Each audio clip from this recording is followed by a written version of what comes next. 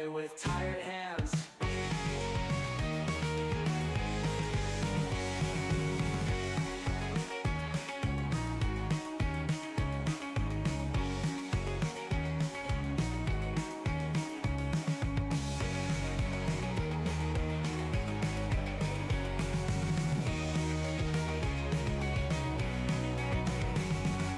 Lost in waves and hula tunes.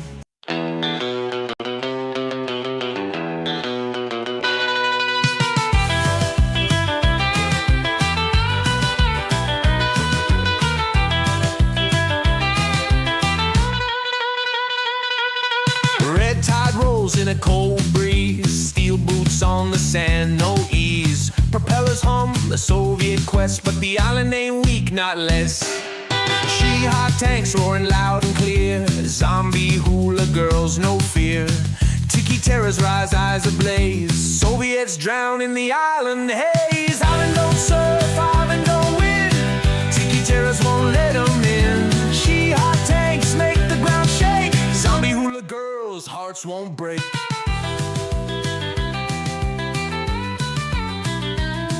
Under moonlight chants they clash. Steel meets flame, bones will thrash. Cold War's heat, the island's grip. Tiki rage will never slip. Drums beat, wild waves take hold. Soviet shiver, hearts turn cold. In the depths of night they fail. Tiki terror's ancient tale. Island no surf, island no wind. Tiki terrors won't let them in. She-hot tanks make the ground shake. Zombie hula girls, hearts won't break.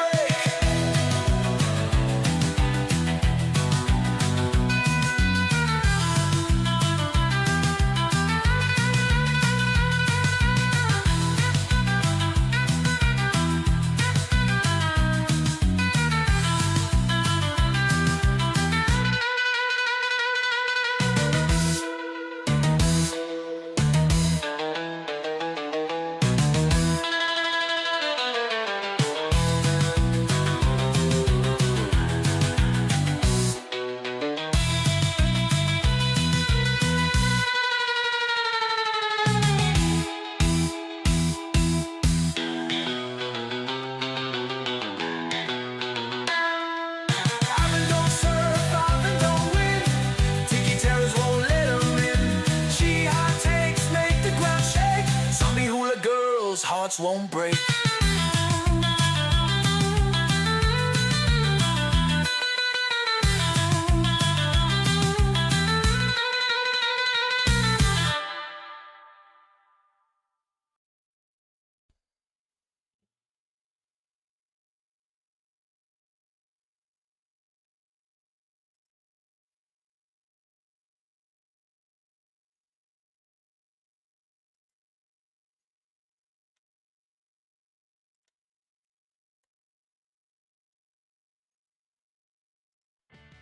Howdy, it's your old pal, Tiki the Hut. Thanks for joining me again another Too Late Tonight with Tiki. Hey, sorry about that little bit of delay. I just got off work, so I had a little bit of a shorter time to try and get everything ready for the stream. But I am back. Hey, RK, what's going on? It's been a crazy time since the last stream. I will try and fill you guys in on all the awesome stuff that happened, and it is a lot.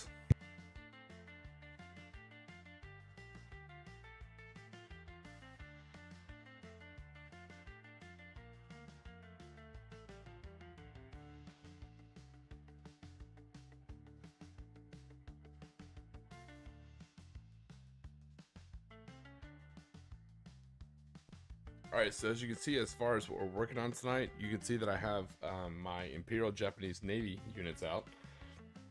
Because I think tonight we're gonna be building some more IJN.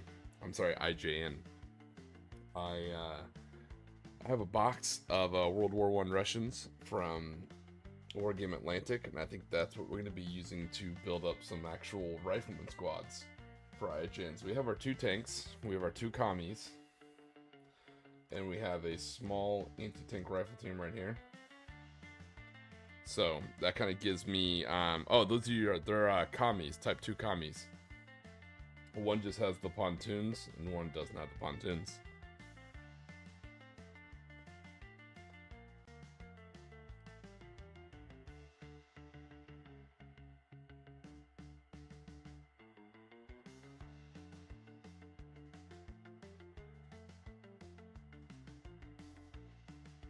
But for those of you curious, you know what's been going on. Many of you watched the streams where I was building up the American, the 83rd Infantry MP platoon. So I got to fully utilize that. Myself, RK, and a few others, we went to a Fall of Berlin game. I think it was the first big social event thrown by a guy that I know. I've attended his events before. Super nice guy, the guy who ran it. But I think it's the first time doing a big event like that, and it could be a lot of moving parts. So I think there's some confusion more at the event. There was prize support, which is nice, but several interesting things happened at that event. We'll probably talk about it as long as I keep it friendly.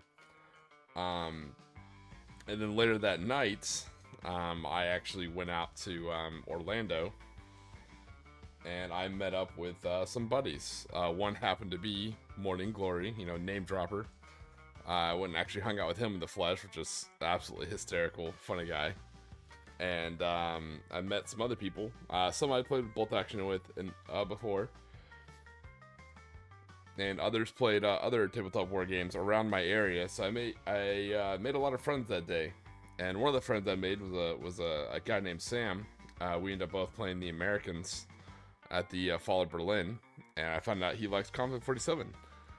And so I scheduled to go out and play a game of Conflict 47, like a pickup game, like 2 days, or like 1 day planned ahead of time on Tuesday.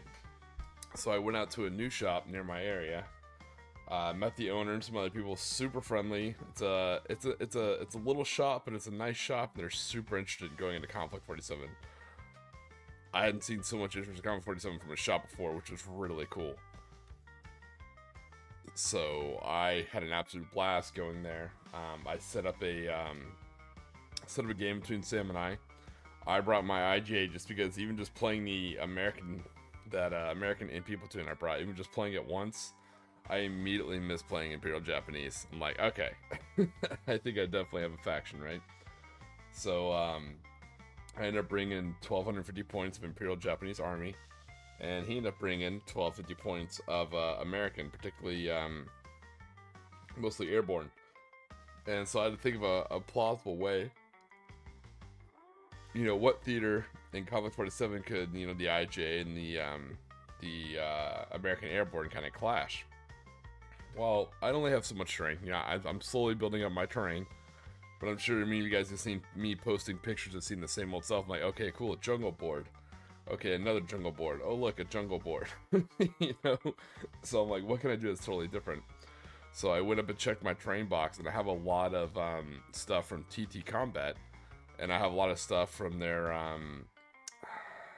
kind of like, it's not exactly their Fallout line, but basically it's like it's called their city streets, and a lot of it's like retro futuristic, like 1950. It's perfect for Fallout, like Fallout Wasteland Warfare, which granted is 32mm, not 28mm, so some of the buildings seemed like a little big for our 28mm models, but ended up being alright. It was going on better out. So I ended up getting a lot of my Fallout, especially because I got it for like Fallout New Vegas style stuff for Fallout Wasteland Warfare. So I got a lot of that terrain out, and we agreed like, hey, let's do a fight right down there in Tijuana. So the lore behind it is the Imperial Japanese make a landing down in make a landing. Hey, what's going on, Mad Larkin? So the Imperial Japanese ended up making a secret landing in Mexico, and then trying to push into the United States through the southern border, right? Hopefully no one would ever see it coming. And the Americans did see it coming. You know, they cracked the code ahead of time, and so they waited to do a counter punch, like a counter assault. You know, instead of waiting at the border, they're actually counter assaulting, and so they ran right into the IJA right there at Tijuana. So I took a look at a satellite map of what Tijuana looks like. There's a river running through the city, and there's an airport, you know, up and to the right, closer to the U.S. border. And I took that and kind of extrapolated roughly what it would look like off some tourist maps from like the 1950s. And so when we showed up there, you know, I tried to build us a cool tabletop map. I'll post more pictures and I'll do a battle report. I'm working on it right now. But did a battle on a map for Tijuana. So it was a huge 6x4, you know, very densely packed city, because that was one of our big things we didn't like about the Fall of Berlin game. Is it's supposed to be called the Battle of Berlin, right? So on the American side, we had to cross through an entire table of like jungle and impassable river that got confused. That's a whole thing. And then on the Soviet side, they just had a narrow, like, wide open area with 2 roads and like a whole bunch of German gun lines just ready to shoot them as they come on, right? So no one ever actually got to fight in the city. So when we did our Battle of Tijuana, it was exactly the opposite. I mean, we started in the city and we fought. I can't tell you, this was street by street, house by house. I mean, there was literally troops moving house to house. Absolute brutal close combat. Zombies charging troops, you know, flamethrowers going off. Even anti-tank weapon teams were like running up into like absolutely close combat distance and launching off anti-tank weapons to giant walkers. It was think of it almost, it felt and looked like a 28mm diesel punk themed Titanfall 2. That's exactly what it felt like and what it played like. Because I had a medium walker, he had a medium walker. I had a light walker, he had a light walker. He had, you know, jetpack troops. I had zombies. I had, you know, guys in exosuits with anti-tank weapons running around the board. He had a whole bunch of, he used them very well. Sam did. He had a whole bunch of veteran airborne squads just chock-a-block full of light machine guns. And they're good. Because the close combat rules for Combat 47 are different than what they are for Bolt Action 3rd Edition. Close combat can be lethal, one way or the other, and so, yeah, those light machine guns definitely helped them out. But that's just to kind of let you guys know, kind of what happened in between the 2 streams. And, I've got several boxes in. Friends of the channel sent me nice things, so I'm gonna go ahead and show those off on stream too, which is super cool. I got a gift from Bob the Gene Stealer, and I got my, I guess I can't even call it a commission if he did it for free. I'm still gonna get him on the back end because I feel bad, but a Squick Hunter Sean sent me in some orcs and some tobacco. I'll definitely be smoking tobacco next stream, which will be nice. But yeah, so I just wanted to catch you guys up on all the, and that's not even all the craziness that's happened. I mean, I found a new store, found new people, you know. I had people actually talk to me about my channel, which blew my mind.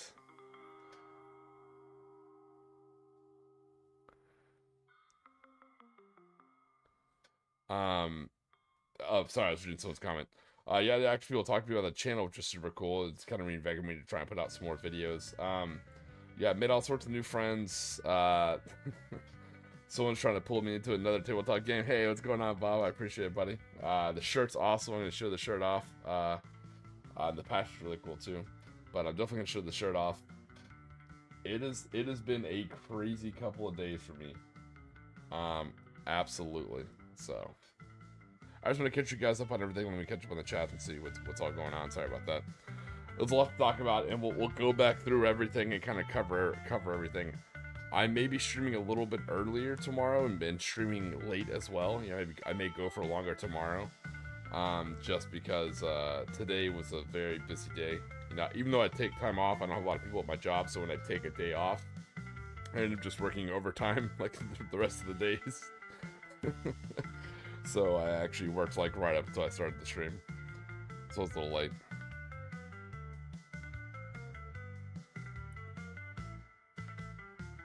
Yeah, RK, I think I saw that right as I was starting to stream. I think I saw you post the results of your second battle with Mrs. RK, and I got to meet Mrs. RK too, which is super cool. I think she won. I think you said that she won the first one. I'm curious to see how the second game went. Just go ahead and Sean, what's going on? Yeah, I got your box, man. I appreciate it. We're gonna be unwrapping it and showing on stream if that's alright with you.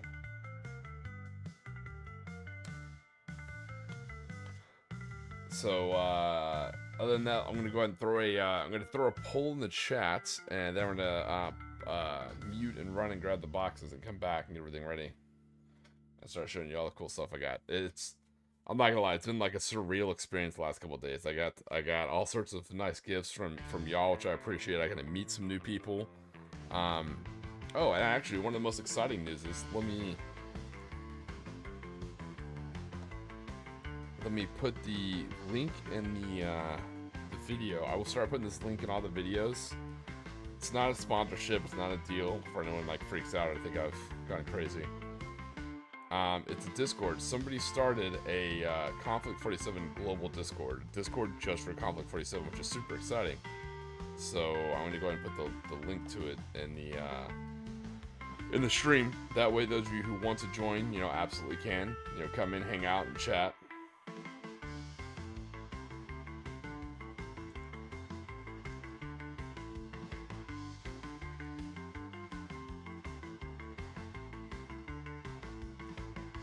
All right, there we go. So, that link's also on my channel and it's all my other links as well. So that's to I think it's called Operation Conflict 47 is the official name. But when I talked to the guy who created it, it's basically a global Conflict 47 Discord. The whole purpose is it's just for everyone who wants to play Conflict 47. Because usually the time we have to like kind of bug other people on bolt action channels, it can get kind of weird.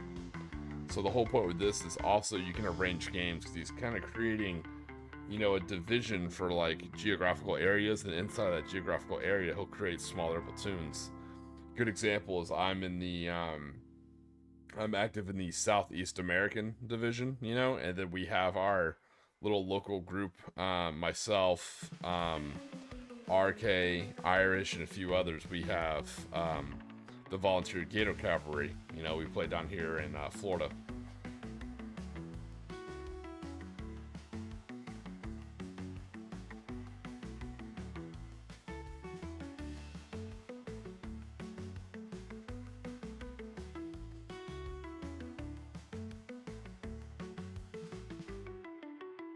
Squigger and Sean, also, I got the tobacco. Again, I don't care. I don't mind talking about smoking on this thing. The whole thing, I say this whole channel is for people 18 and older, so I don't give a shit. I won't be smoking tonight, but I will be smoking tomorrow. Tomorrow, I will absolutely be smoking. You'll see it on stream. You'll see like a little bit of like fog stuff kind of coming across the stream. I smelled the tobacco. I'm excited to try it, so I'll let you know how it is.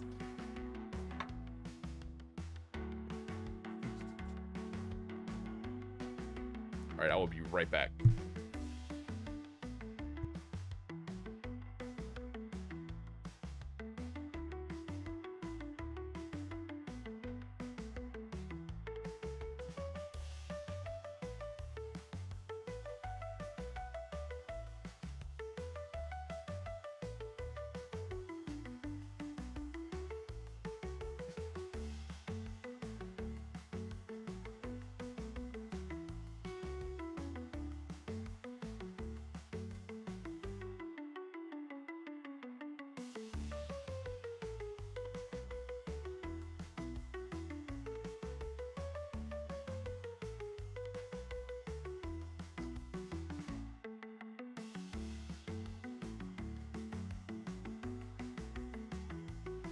And as I'm finally catching up and getting time to make some more Imperial Japanese models and paint them, somebody's trying to pull me into another tabletop game. they're doing really well. It's a few guys out there, Jay Medic and some of the boys and over at Warpfire Games. They're trying to get me, or Warpfire Minis, trying to get me to come over to Port Royal. So I have some old Blood and Plunder models. I bought a lot of Blood and Plunder models over the years for my D&D campaigns, so I have a shit ton of them. They're metal minis. They're pretty awesome. Blood and Plunder is like a 28mm Age of Sail, kind of black powder style skirmish game. It can be a lot of fun.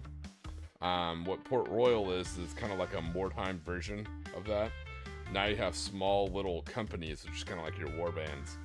and you can level them up as you go. It takes place in Port Royal, Jamaica, after an earthquake. So it's kind of like it's kind of like alternate history. It's a real event, but after that earthquake, you know, all the gold's available for loot, and the city's kind of destroyed, so it's like anarchy. So you go in with whatever faction you want. Like, I'll probably be Guardacosta, you know, I'll probably be Spanish Guardacostas. You can go in as like pirates or British or whatever you want, and it's very similar to Wartime, but kind of more pirate based. It's really cool, and it's hard to say no, so I'll probably get into it. Alright, so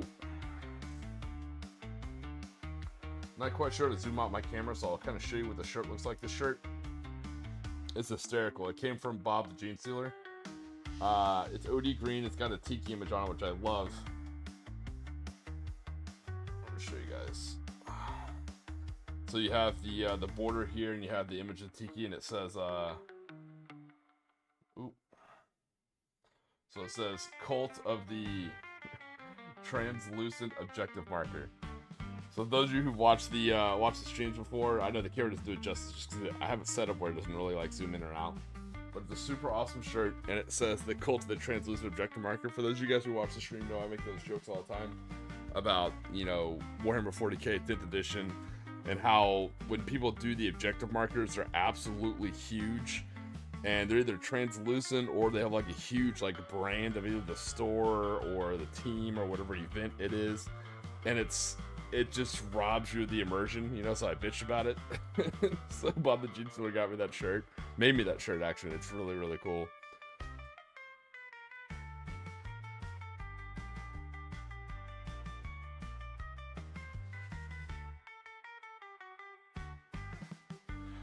HS, yes, I do have a Meerschaal pipe. I have several pipes, actually. I probably will be smoking, actually, on the Meerschaal pipe. Any excuse I can get to try and get that coloration in, like what I'll be doing. Hey, yeah. As Mad Larkin says, morning's taking a bit of time off, you know, and even I didn't stream that one day. So I didn't stream that one day because I knew it'd be a long day, and it was. I drove all the way up to Ocala. I did a 4-hour Battle of Berlin game, which we'll go into that, believe me. And then after that, I immediately drove from Ocala over to Orlando, and then showed up, met up with Irish, Trooper, and a few other guys. We met up with Morty and Glory, so we went to Margaritaville. We all had a bunch of margaritas, had some food, talked a lot of shit, and talked about possibly setting up a US Thanatos event. Hey, what's going on, CV Cooper? Yeah, it's a reunion. Look at this. We got Mad Larkin, CV Cooper, Bad Rabbit, and you got all sorts of people in the stream. Alright, so now I'm going to be getting out some of Squid Hunter Sean's models that he's painted. He worked on some orcs for me, and they're absolutely phenomenal. I haven't unwrapped them yet, so I'm excited to see them along with you.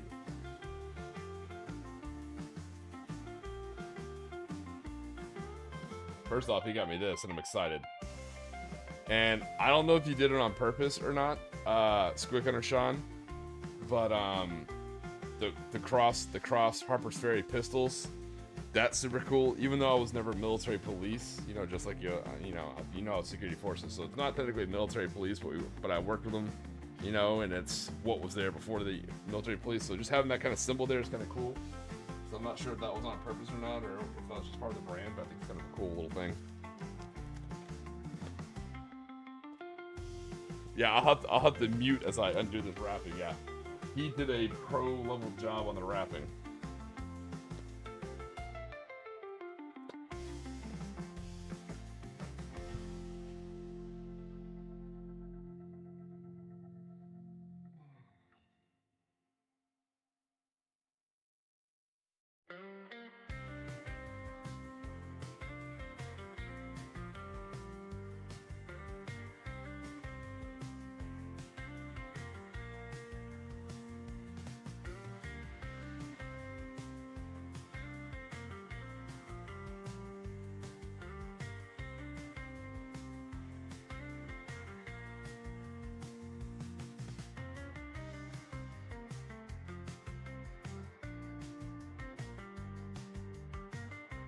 Oh, happy accident, awesome. How's the 10 I sent you?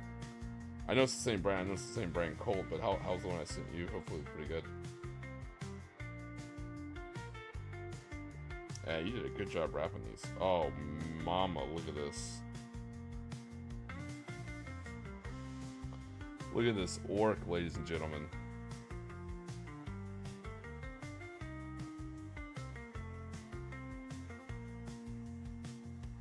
And, tradition's sake, look at that black rim. I love when people do black rims. The tradition of it is absolutely phenomenal. Huge fan. Look at the basing. Look at the. Let me turn this down. The lighting.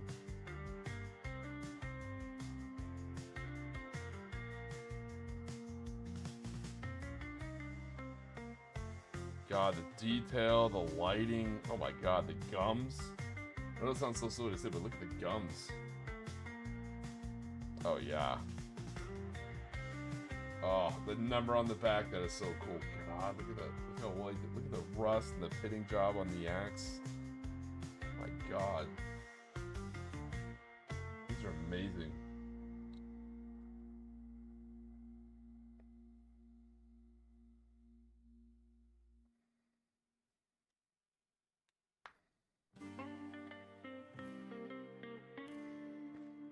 And I'm saving all the stuff you shipped it in too, so I can. So when I sell or send people my models, I can wrap them in. Oh yeah, this is gonna be a blast. I'm gonna be unwrapping these, and so I'm gonna be unwrapping these and talk to you guys about the Battle of Berlin. Okay. So I am a nice guy. I try to be. Let me put out my disclaimers, because I never know who's watching the stream, and so the way I do it is I wouldn't talk shit behind someone's back. Basically, I would say the exact same thing to their face, and I did. RK was there, but he was on the other side of the table, so I'm not sure if he heard me.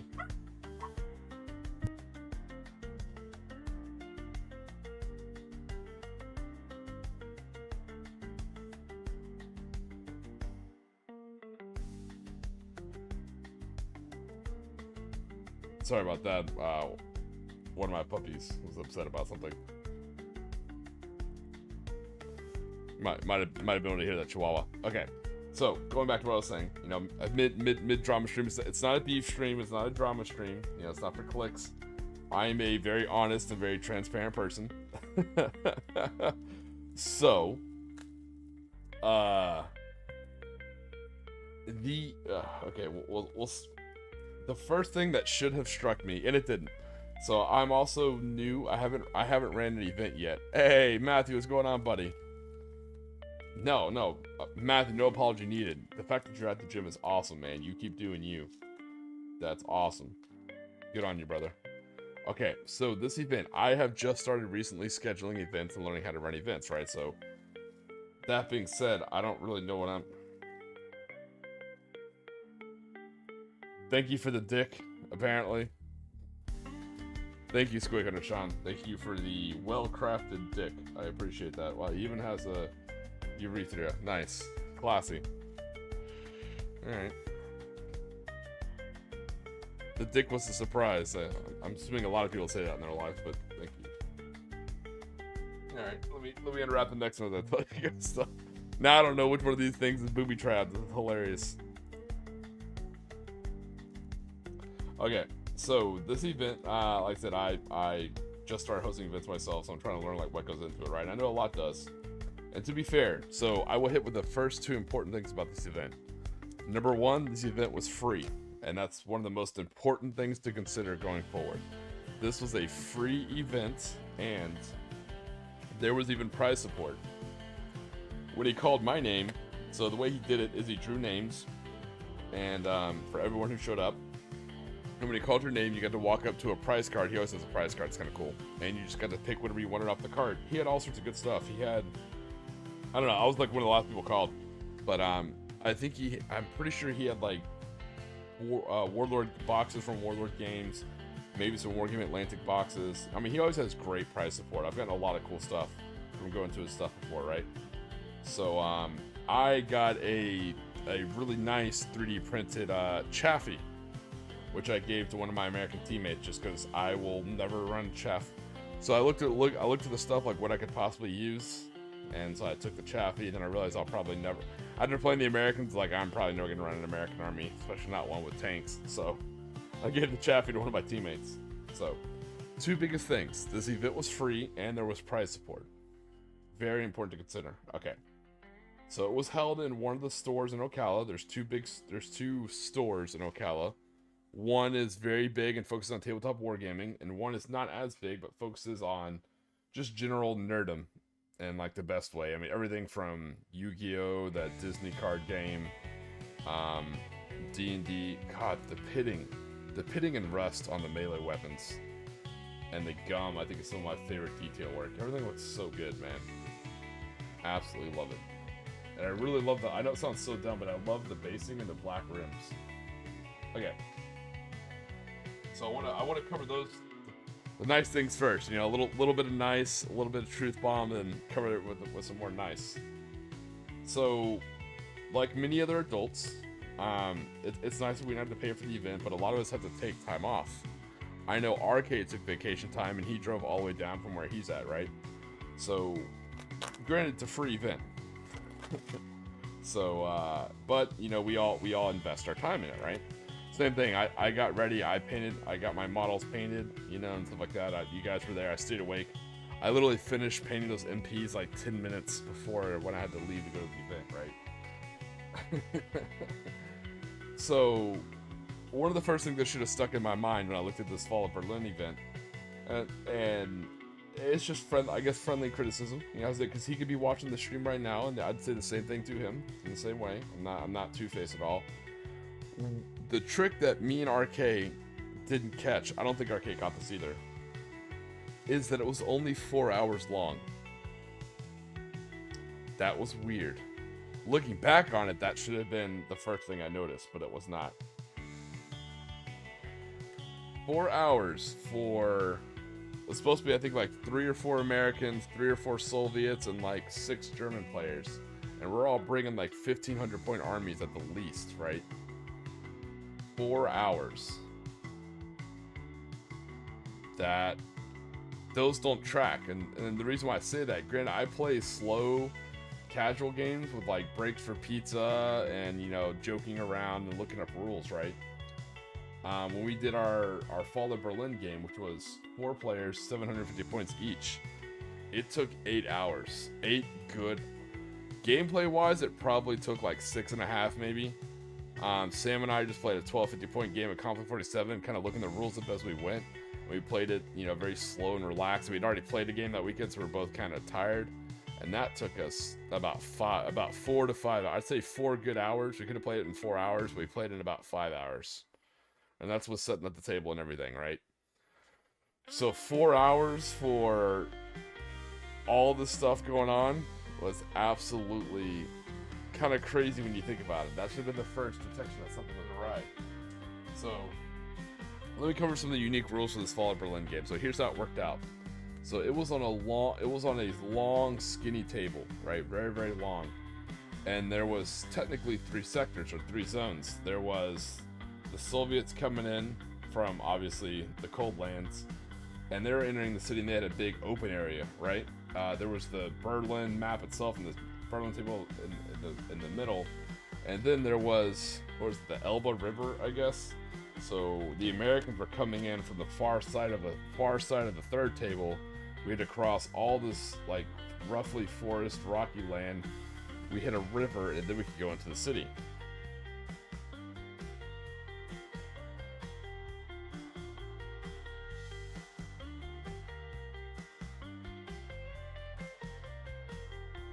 Alright, Squig Gunner Sean, I'll take a look at that. I'll probably grab that so I can replicate it. I appreciate that.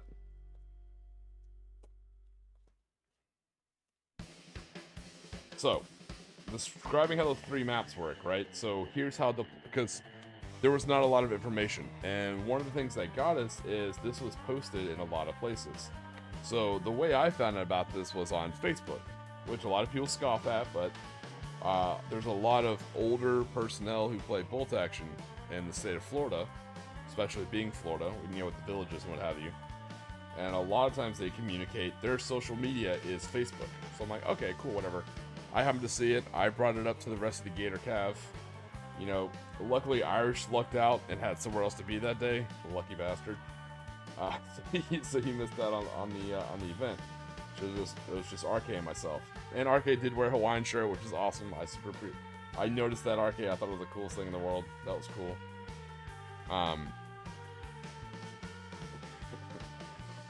So, the way, we didn't really know any of the rules. What I mean by that is, like, usually send out, like, a tournament pack and stuff like that.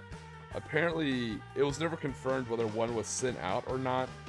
The German player that the Americans faced told us it was emailed out that morning, and we should check our emails. And we all, granted, this guy that we played, the German player that we played, was not the tournament organizer. He wasn't the TO. He was just the German guy that we faced. So, the guy who ran the event was one of the German players. There was another older guy, super nice. At least I thought he was super nice. I didn't play him. He was the main opponent for the Soviets, and then we had a guy who was the main opponent for the Americans coming on, right? So we didn't really know where the objectives were, what each objective was worth. We had no idea what the maps looked like ahead of time. None of the shit. The Americans didn't know who else was coming on the American side. There was no coordination because there was no social media thing to it. No, like, hey, this is the page, let's chat. The Facebook page that I thought was the only Facebook page and I chatted on, no one really replied. And apparently it's because I think there's other Facebook groups. It was odd. Very, very, very, very, very odd. Hey, thanks again for the shirt, Bob the Gene Sealer. I appreciate it, brother. Glad that this is the home. Y'all catch up. Y'all have a great time. Appreciate you making the stream, and thanks again for the gift. Truly, that's a very nice gift, and I greatly appreciate it. Thanks, brother.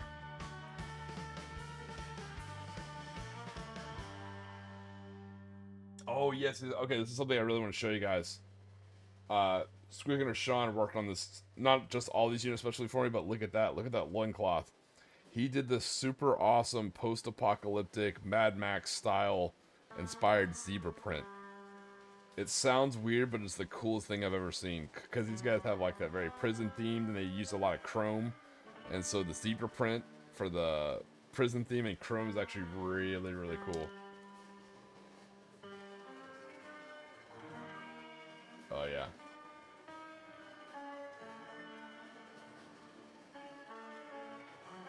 I love it. Man, it looks awesome. Oh, look at that work on the helmet and everything. God, that worked so good. If you guys didn't notice, something I love, and I asked for this as well, and he did it. So another cool detail is all the high explosives are yellow. You know, so your anti-tank mines, your grenades, stuff like that. He did those yellow as well. God, that's really cool. Man, I'm gonna keep gushing over these models. Alright, so like I said, that's what the stream's gonna be for a little bit, is me showing off the models that Square gonna show us nice enough to do for me, and also catch you guys up on the Battle of Berlin. Alright, so we left off where we showed up. None of the Americans had any idea what the fuck's going on. We had no idea what each other were bringing or anything. There was no coordination. I think it's because there's multiple social media pages for it, and nobody knew that, and nobody knew where the main one was. So, and this is just what it appeared like. I have no proof. And I said this out loud. It's not like I'm saying this to you guys, and I wouldn't, because I think one of the German players, the guy we faced against, watched the stream ahead of time. Because I remember him mentioning something about like bring amphibious stuff, and I was like, I don't know who this guy is. So I know he knows the stream and he's subscribed, so he's more than welcome to watch. You know, I'm an honest guy. I'll say the same thing face to face I would on the stream. But it seemed like the German players were a little bit more coordinated. Like, it seems like at least two of them got to coordinate, and no one else really did. We all just kind of showed up with what we had, and then because it's only 4 hours, we had to just jump on the table and go. You know, there's very little time to talk ahead of time, to talk Turkey or talk tactics or anything. It's just like, hey, get our models on the board and go. You only got 4 hours. So for the Americans, we had I had 3 of the players. They were all super cool. I made friends with Sam. Sam's a cool guy. And because I brought the MPs and I had plenty of rooms in my truck, we took a look at the board, and we had this huge ass forest that we had to cross. And there was this big river. This river is the key to a lot of complaints. So apparently, per the rules that none of us got, none of the Americans anyways, the river is supposed to just be difficult terrain, which means you could cross it with tanks. Infantry could cross it, There were two bridges, right? Or there was a bridge and like a little like crossing area, right? And per the rules pack that again none of us got, it was just supposed to be rough terrain. So tracked vehicles can cross it, which you can cross. The only thing I couldn't cross were wheeled vehicles. So that affected me, but I'm like, okay, yeah, that makes sense, no big deal. We didn't know that. So when we start deploying our models and we asked the German player that we're playing against, I recognized him from a tournament that I attended. Usually I don't attend tournaments for good reason. I'm not a tournament player. You guys know I have no beef against tournaments. It's just not something I'm good at. Not something I find enjoyable in my off-duty time, and so not something I usually attend.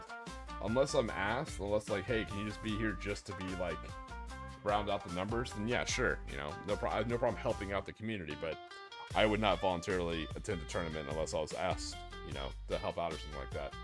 Anyway, so I recognize this guy from not just that tournament, but before that tournament, I showed up to my first ever bolt action event, which was a practice event before a tournament. So this is all tournament kind of people. I recognized this guy twice, right? Never played against him, but I've recognized him. I'm like, oh, okay, cool. I know this guy. All right, cool, whatever.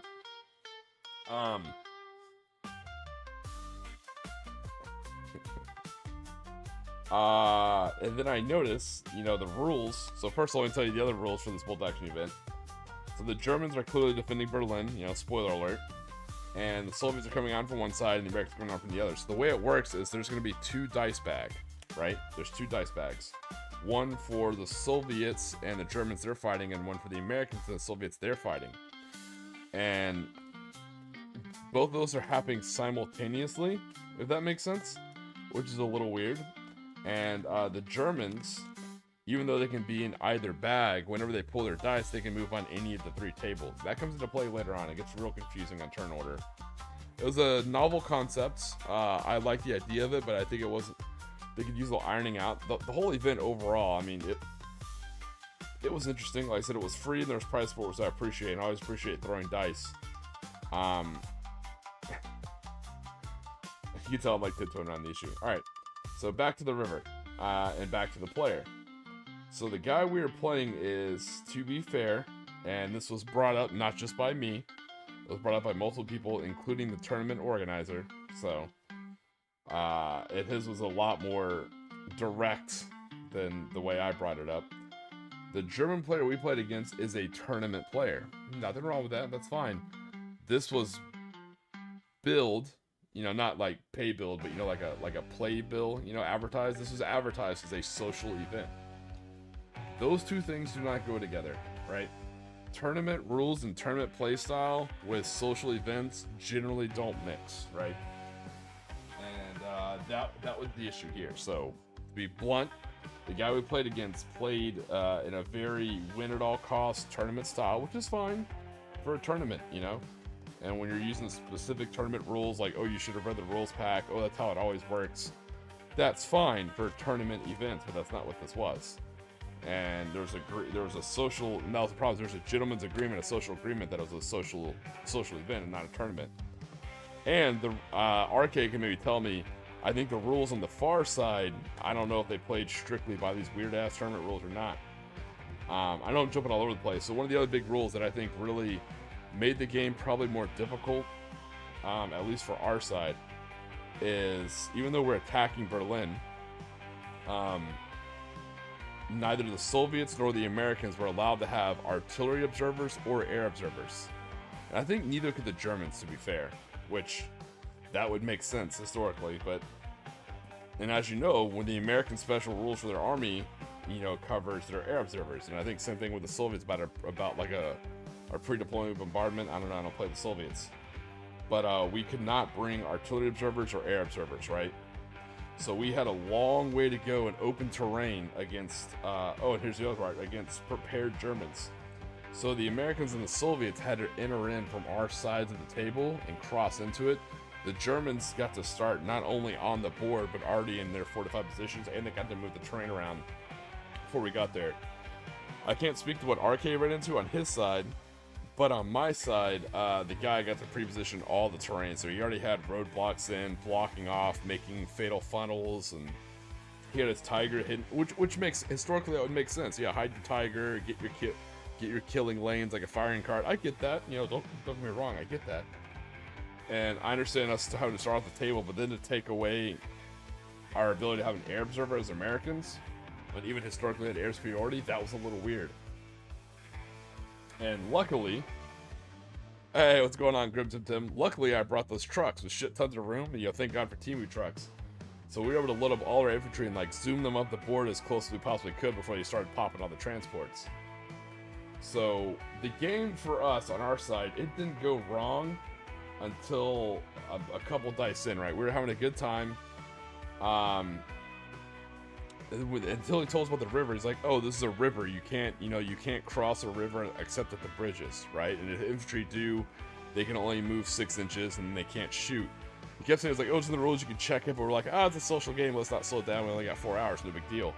That seemed like a weird rule for rivers. I think that is the rule in the rivers on the book, but that's not what the rules pack said, and none of us even saw the rules pack, you know, so we had no idea that this wasn't a river, it was just rough terrain, you know, make it easy.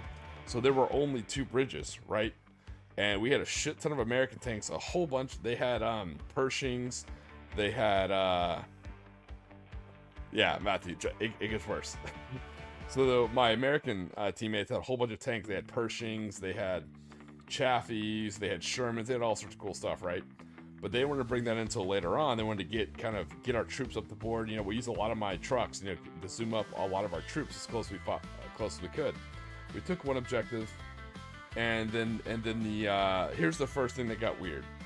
There was what looked to me like a building, right? It was a ruined farmhouse, right? And on the top story, there were no windows, but there was an observer. I was like, well, that's kind of weird. I was like, what can he see? There's no windows. He's like, oh, it's a ruin, so he can see out of it. We're like, okay, that's kind of weird. There's no window. There's nothing for him to see out of. He's like, it's a ruin. We're like, okay. And so he was able to observe out of the ruin. He called in some mortars, and he hit a truck, which is no big deal. I warned the guys riding in the truck. I was like, hey, if you run the truck, you guys can't get out. So if you're in a truck, there's a chance you could get hurt, right? So he popped off lots of mortars at these trucks, and he hit one. Not a big deal. I go to move the truck to make it destroyed. He's like, no, it has to stay exactly where it is. You can't turn it to the side and make better cover. I was like, oh, okay. I was like, a little aggressive, but all right, fine, fair enough. That's a good rule. Okay, I'm okay with that. And so he put a destroyed mark on the truck, and this guy moved his troops took pins, and he moved them out of the way. And he even said, it was like, all right, I'm going to move them out of line of sight, within my 6 inches. Really, we should be good. Yeah, ruins are only 1 story. Yeah, this is a magical 3-story ruin. Yeah, we'll get to that. So in this, you can ask if Sam ever joins this chat. Sam's in the Discord that I posted. You guys can join the Discord. We're talking about Conflict 47. Sam can confirm this on my side. This is the moment where I knew shit was gonna go south, right? So when he destroyed this one truck, we'll use this tank as the example of the truck, right? All right, so there's a truck right here. We'll say one orc is... These orcs are showing where a forest is, right?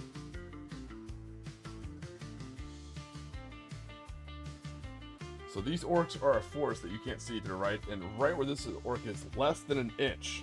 I'm not even kidding, it was about that narrow, right? This is another quote-unquote, not even ruin, this is supposed to be rough terrain, but it's basically a mountain. And, the guy evacuated his troops, I think all the way back here or something like that. So he had a whole squad and one guy was barely out here with his base. And this dude pulls out a Buzz Lightyear laser and laser beams right through here and says, yeah, I can see part of his base.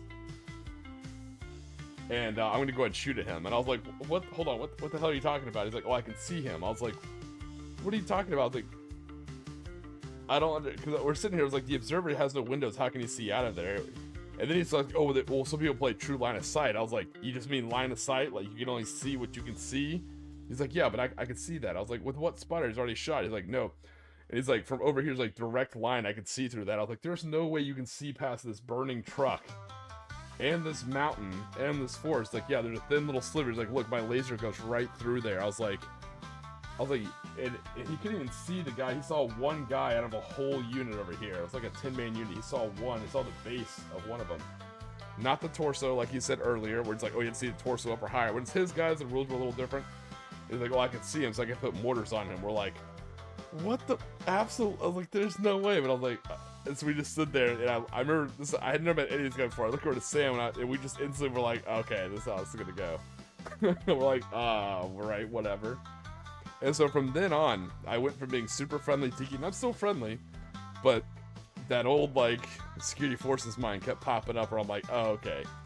So I just ask questions, and anytime someone starts getting weird with the rules, all I do is I just ask them to explain what they're doing, and hey, what rules that come from? Like, talk to me about what you're doing. And something I noticed, people that I feel are unsure of what they're doing, as far as like if it's sociably acceptable, they'll play fast. I have no problem playing fast. I'm not a slow player. I can play fast, but when you start talking over yourself and you start rolling dice and then saying what you're doing and saying how it automatically goes off, we talk about 1 + 1, right? When you see something kind of weird and it could be nothing, you know, whatever.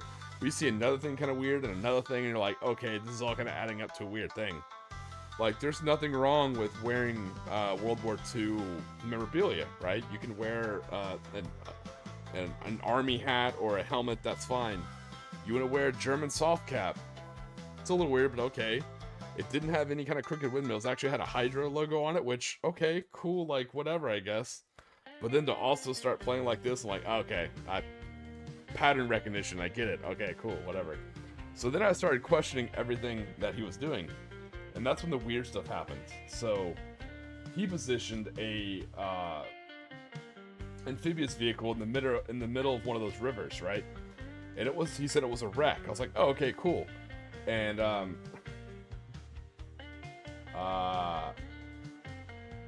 we'll say where this orc is. It wasn't this close. We'll say where this orc is was the apparently 3-story ruin. I don't know, right? So it was a 3-story ruin where his spotter was, and I had guys over here. I was like, oh, I'm gonna shoot, you know, over the wreck into your spotters. Like, you can't do that. I was like, what do you mean? I was like, this unit was right next to the unit he spotted. I was like, what do you mean? He's like, well, you can't shoot. He's like, that wreck is infinite high. I was like, I'm sorry, it's what? He's like, yeah, the height goes all the way up. You know, they're just, you know, as tall as they could possibly be. I was like, what the fuck are you talking about? I was like, I literally said that exact line. I don't know how loud I got. Maybe RK can hear me across the table, but I was like, what the fuck are you about? I was like, this makes absolutely no sense. I was like, explain to me infinitely tall wrecks. I was like, he's like, well, it's a tournament thing. I was like, this isn't a tournament. So saying it's a tournament thing doesn't apply when it's not a tournament. It's like, you need to be able to explain to me how an infinitely tall wreck of a vehicle that's this big, like, I can understand a vehicle this big. I can understand that prone models are standing for gameplay reasons, right? That we don't model for advantage. I can understand that this vehicle is a wreck. That's fine. But you have to explain to me how the wreck can be this tall. Unless you're talking about, like, it's smoking and stuff like that. And he's like, well, that could be kind of it. I was like, Mrs. RK heard it, yeah. So I was like, that makes no sense. I was like, 'cause then how could you shoot past that truck? Wouldn't that be infinite height? He's like, yeah, but I saw a thin sliver past that. I was like, there is no fucking way. So the whole rest of the 4 hours just turned into, you know, rules for thee, but not for me. It kind of felt that way. And luckily, I will say this, vindication came about, by the time we finished our first turn, because not to slow play it, but I started questioning everything this guy was doing, right? Because I know RK drove down, I know other people sacrificed their time too, but I'm not about to take PTO, right? And just, I'm not gonna be the comp for your comp stomp, right? If you just want a comp stomp game, that's fine. You can just play with yourself and move your models around, right? I'm not gonna be a confidence boost. Like, if you want to play, that's fine, I'll play, but if there's no rules pack that was given to us, I feel like it's fair. I can question any kind of rule you say, like, okay, can you show that to me in the book? Or, hey, what is this rule? What are you talking about? I've never heard that before. I wasn't calling him a cheater. I'm like, just questioning all the rules, which I think is fair. People may not, and that's fine. As the game personally got on, my veneer of friendliness was slipping a little bit. To be fair, I wasn't out. I don't know. RK was there. Maybe he can tell me I was an asshole. I don't think I was outright an asshole until there's a moment where I was like, absolutely not. But I'll talk about when we get to that moment. Even then, I wasn't rude. I was just like, no, not happening. Not a chance. But after we finished our first turn of dice, right? By then, I think you guys had already gone through like 3 or 4 turns. The Soviets had their own shit going on over there. They didn't have it any easier than we did. They just had their own bullshit going on. They had, I'll let Arcade tell it someday. It was rough. It basically seemed like these guys had no cover, had to come on board to prepare German positions, a whole bunch of heavy tanks, and just got, I don't know. The whole game kind of ended up, and I don't think it was on purpose, to be fair. I don't think the TO did this on purpose, but it ended up feeling, literally, if you ever played old school RTS, it literally felt like a comp stomp. You know, like you booted up a multiplayer game, you and your buddies, and you set like 3 or 4 computers on easy mode, and you just like Zerg rushed and crushed them. That's what this felt like for us, because the river's what killed us, because we could only cross the 2 bridges. And so he was literally moving his vehicles to block the bridge, which is a fair tactic, fine, cool. But there was another bridge on this other side, so he had this one crossing, you know, and he was doing things over there. But on this crossing, I was sacrificing my trucks, which I had like 6 of, but I was moving these trucks through it. And I was moving my trucks across this bridge, setting them up sacrificially, so he had to basically shoot at them if he wanted to. And he was starting to complain that, you know, we were going too slow and that we were scared.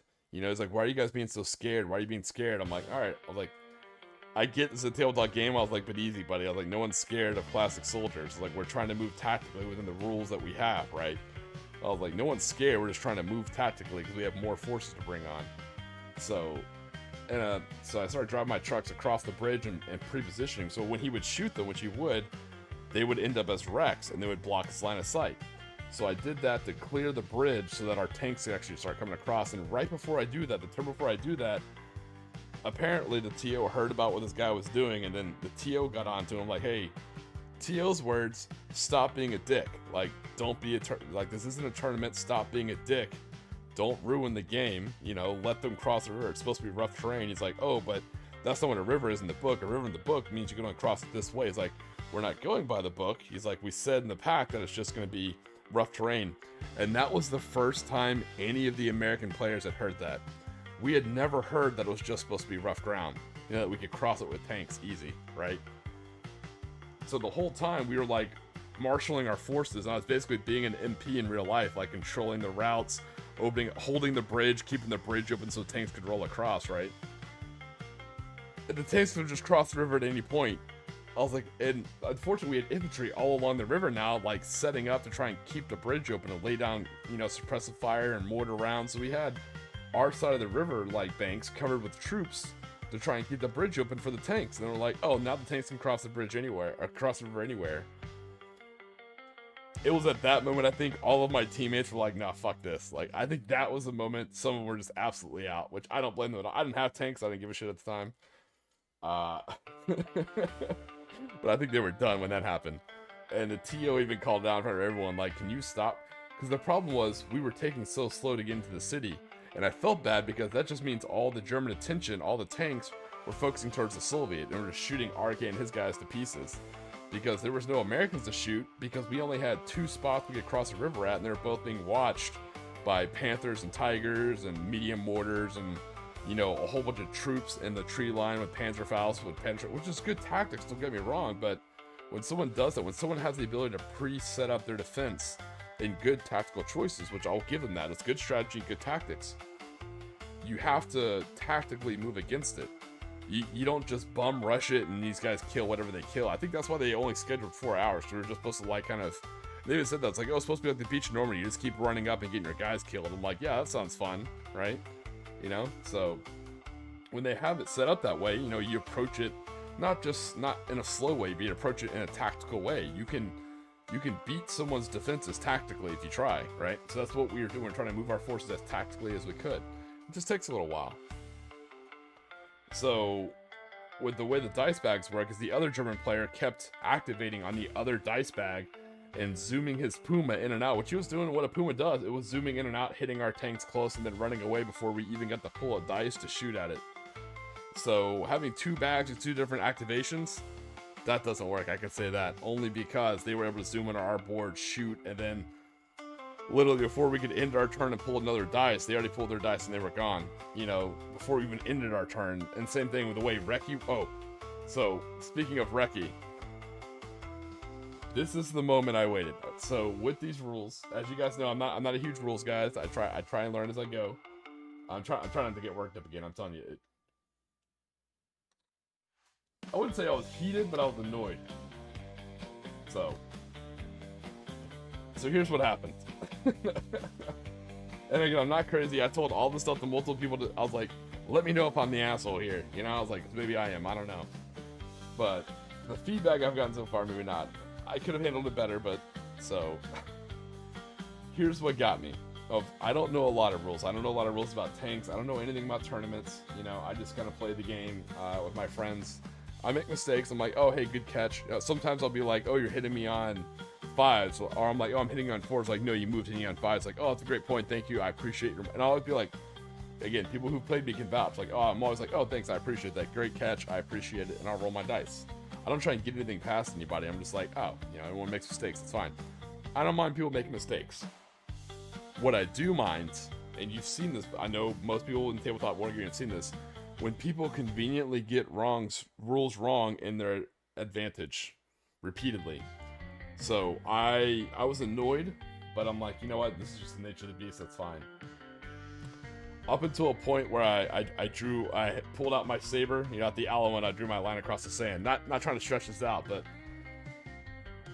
everyone knows how I feel about it's something we talk about in the stream a lot. We talk about recce or reconnaissance because I'm not British. So we talk about how to use recce and how to use reconnaissance, and people talk about subterfuge versus, you know, being a good sportsman, right? So we talk about the recce rule a lot on these streams, and I love the recce rule. Reconnaissance for me because I don't like saying recce. But I love the reconnaissance rule. I think it's something you have to pay points for. You know, like when you take a transport in a reconnaissance platoon, or if you take a vehicle that automatically has the reconnaissance rule or recce rule, you're already paying the points for it, right? So to not use it to its full ability is dumb.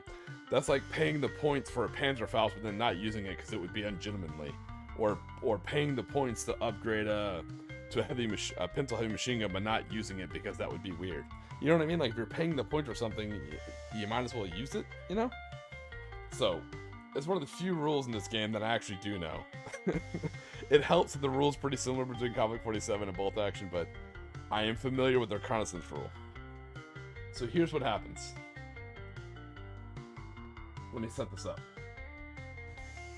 Alright, so the other player was zooming his Puma around. We'll say this is a Puma. So he's zooming his Puma around to get a shot on I want to say it was a Chaffee, right? To get a shot on a Chaffee. So between the dice pool is this Puma's gotten to go multiple times. This Chaffee, we just started a new turn, and the Puma came up and shot at it, right? And it was going to be point blank side armor. He was going to detonate the shit out of it, right? And the guy was playing fast. So he rolled his dice like, yeah, let me know if that kills it. And he walks over to, and he's the TO. So he's not trying to be a dick. It's like, I got things to do. Let me know if that kills it. I have nothing against the TO in this situation. To me, he did his best. He put on an event. I got no issues. So this shoots at him, right? And he's like, wait a minute. I have the recce rule. I was like, oh, yeah, you do. Because you know me. I love reconnaissance rule, right? So he's like, all right, well, I'm going to move. And this is the moment I waited for. So given my military law enforcement background, if you've never been into an interview / interrogation, the way it works is oftentimes you'll ask a lot of the same question multiple times, and you're waiting for someone to trip up and lie. You're waiting for them to get their story wrong. So a lot of interviews and interrogations like that is just setting a trap and waiting for them to trip it, which is hilarious that it triggered on recce of all things. What's going on, Squidfish? You're just in time for this. So it's funny that this little trap wasn't even really a trap, but it's funny that it triggered with recon. So what it was is I didn't know a lot of rules, but I felt like he was kind of dicking us around with the rules, right? So I'm like, I'm going to wait until he stumbles across a rule that I actually know. And I'm talking, I know backwards and forwards to get another pun. It's a reconnaissance rule. And the dude tripped for it. The dude tripped it up, and this is what he said. So he said, verbatim, he said, reconnaissance only works. He's like, you have to move to where you get a better cover save, and if that's not possible, then you can move to break line of sight. And in my head, I was like, absolutely not. And I was like, I'm sorry. And so I tried to be polite, but I think this is when my tone changed. I think that's when people in the whole room heard it. I was like, I'm sorry, can you say that again, please? He's like, oh, let's just explain reconnaissance. Like, oh, I heard. I want you to say it. It was this exact same tone. I was like, I want you to say it again where we can all hear it. Say it again. Same tone. Like, I guess all nice tikiness is out of my voice. So it was like, say it again, please. Say this exact thing. And so he looked kind of nervous. I don't know. I think I'm a friendly guy. Maybe I'm not. I don't think. I don't know. Maybe I influenced this guy in some kind of way. Maybe he felt nervous when I talked to him that way. I don't know, right? So he started like kind of being real nervous about it. I was like, oh well, you know. I was like, no, just don't explain it. Say the exact same thing you said. And so he kind of struggled to say it again. I was like, hold that thought. Let me read it to you directly from the book. 'Cause that's not how it works. It's like, well, it is how it works. And I was like, don't say it at a tournament. Because I was like, that's full of shit. I know exactly how it works because you keep saying from the book. So I read it from the book, and from the book, this is what it says. When you're activating reconnaissance, you move to break line of sight. If that's not possible, you need to move to where your cover save. You need to try and move to where you either break line of sight. If that's not possible, you move to where you can get a better cover save. Sometimes none of those can happen, and that's fine, but you do still get the move, right? So, and he's like, yeah, that's exactly what I said. And that's when it was done for me for the day. That's when I lost it. I was like, so I called him out. I was like, that's exactly not what you said. You said the reverse. He's like, oh, well, it's the same thing. I was like, no, it's not, because then you would have said it. I was like, how it works. I was like, you were telling this guy that he had to move to a better cover save and still take that shot, right? You wanted him to still take that shot, but move to a better cover save. And he said if he can't do that, then he can move to where it break line of sight. If he moves to break line of sight, this shot is wasted, and now this Puma is in our lines where we can easily hit it with anti-tank weapons. You told this man the rules in reverse, which is exactly in your favor. When the rules from the book, which you said you've been quoting this whole time that you know so well, the rules from the book says he can break line of sight. If that's not possible, then he can move to get a better cover save. I was like, so he absolutely can move, and he could. He ended up moving behind this tree line and breaking line of sight, so that shot was wasted. It was small, right? It seems like such a small detail, but that was it to me. That was the final straw. That was the line. All the other rules I had no proof, right? Maybe that's how wrecks work. Maybe all wrecks are infinitely tall. I wasn't sure about ruins. Maybe ruins are 3 stories and he can see you, but you can't see him kind of thing. I don't know. Maybe all rivers aren't rough terrain. I didn't know any of the stuff, right? I know Reki. I know reconnaissance. Very, very much so. So the second this dude said that, I was like, nope, absolutely not. Hard stop. And this is happening. So maybe that was one of the events. Maybe I'm loud the whole time. I don't know. But I'm pretty sure Arcane and everybody else heard that one in the room. Because I kind of stopped it all on our side. I was like, say it again. I was like, this is exactly what it is verbatim. I was like, you told us a rule wrong in your advantage. And I think you did it on purpose. And I just like kind of stood there staring at him. I was like, so let's continue this game, but hey, let's try and keep. And that's when the TO came over and he's like, Scott, what is going on? Why are you guys taking so long? I was like, what do you mean? I was like, and we started talking about the river. He's like, no, this is rough terrain. So then they allowed our tanks to start coming in closer on the board right next to the river. So this whole foot slogging we did all the way up this forest, getting shot at, mortared, machine gun, tank fired, everything, just to get up to the river. Now we can cross at any point in the river and our tanks can start right at the river. So this whole like fucking 2 turns was for absolutely nothing.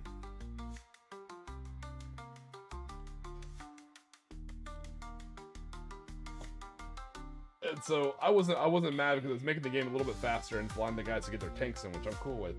But I was like, cool, so I lost like a quarter of my army already to try and get these guys up the board, you know, and protect our line of sight. They ended up just not even being a thing.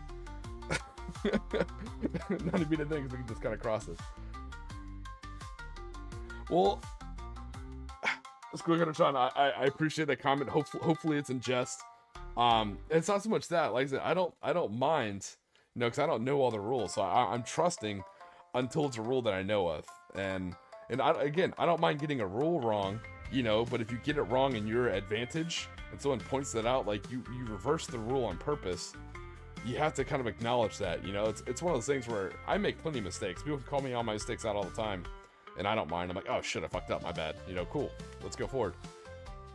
But when you make a mistake in your advantage, you don't say anything about it. I don't know, I just think it's kind of weird. But that was the one thing I was waiting for. And so then after that, the game changed. We were still playing, and I brought my trucks up past this bridge, and he kept killing them. So I built like a have you ever been to a marina? You know kind of like how a marina works, how it like breaks the water. So I literally brought my trucks up like in an L and built like this whole wall of just ruined and wrecked trucks that act as like a cover funnel, so our tanks can cross the bridge or cross the river and zoom up past that. So this dude tries to do the same thing he did before. He was like, all right, I'm gonna take a mortar shot. He's like, I have direct line of sight. We're like, where? He's like, and again, let me show you the example.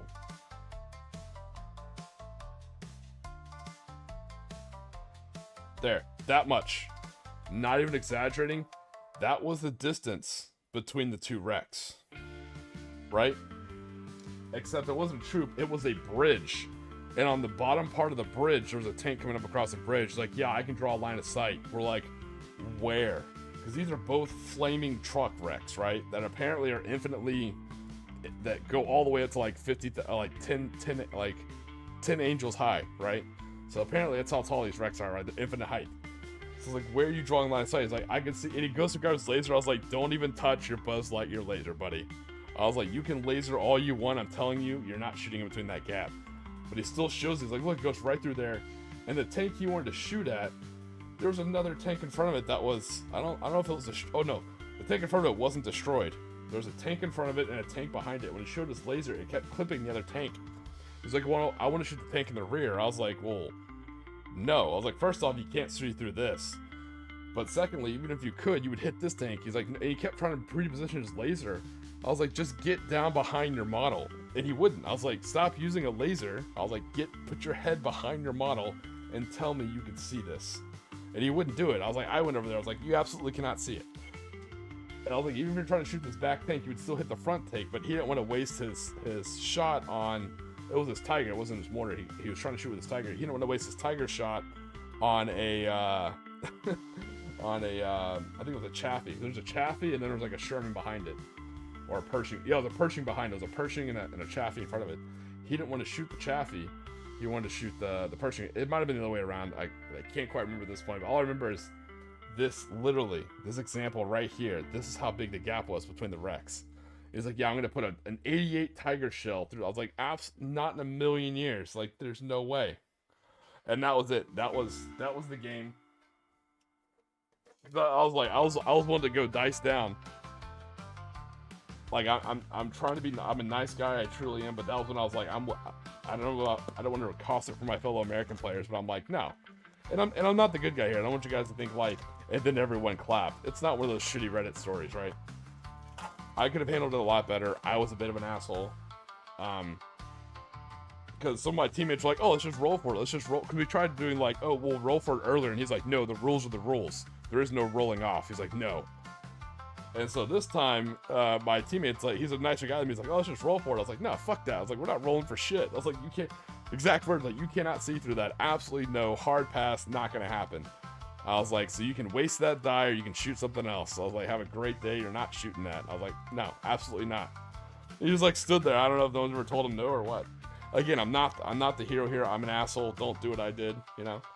But I'm a nice guy, but I still stand on my principles like everybody else. It's one of those things where some people have bad games. Where like, oh, this guy did this, and they tell you the story afterwards, and you're like, why didn't you say it? Why didn't you do anything? I'm not saying you should say or do anything. I'm just saying that's what I did. I don't know. Again, RK was there. He probably heard me because I'm loud. You know, and his wife was there. His wife might be a better judge. Maybe they can say whether I came off like an asshole or not. I don't know. I was absolutely not having that shit. So yeah, that was, so after the recce's when I called him out on it, and then when he tried that shit again in between, because I positioned these wrecks this way, and he shot both of them. So so we did the right thing. The TO came over, because I literally just waved to the TO. I was like, you gotta come over here and check this out. And he literally came over and was like, what's he trying to do now? So the guy came over here, we showed him, like, he's trying to make this shot. The TO was like, no way. And then the other German player, who's bored out of his fucking mind because he's shooting the Soviets and he wants to shoot us, you know, but he's waiting for us to come tactically onto Berlin to attack us. He's not going to, he was about to break his Panther and all his half track. He did break his half tracks out of cover just to come fight us for fun's sake. Like, tactics went out the window, right? Which is a shame. It could have been a good tactical game. Sorry, more Squig Hunter Sean orcs, which are awesome. So yeah, his two other teammates are calling him out, like, why are you not letting them play the game? Like, why are you holding him up? And he's like, it's not me, they're just scared. They're just scared of my models. They're scared of just one little tiger tank. Look, I have so little dice compared to all you other guys. As I caught him out, like, that's bullshit. I was like, you lied about the rules for the river. You lied about the rules for the ruins and for the wrecks. You keep ruling in your advantage, you know, and we're bottlenecked between these two bridges until literally a few minutes ago we found out we can cross the river anywhere. You could have told us the whole time. We would deploy it differently. I was like, yeah, so the reason we're moving slow and we're so scared you don't get to shoot that much is because you lied to us about the rules. The TL's like, yeah, that's never how the river is supposed to work. He's like, it's just supposed to be rough terrain. You can cross that with anything. He's like, yeah, this is taking up the whole game. He's like, you're not even going to be able to make it into Berlin now. We're like, that's our whole fucking point. So we go back to here. He's like, what's he trying to do? He's like, he's trying to shoot a tank shot. And they're like, absolutely no way. And then his other teammate calls him out. He's like, that guy moved his trucks there, you know, on purpose, and you shot them, turning them into wrecks. So, like, he literally set this up. Yeah, you can't shoot through there. He's like, what are you doing? So that felt a little bit better. I felt like I wasn't just being fucking an asshole or being crazy, but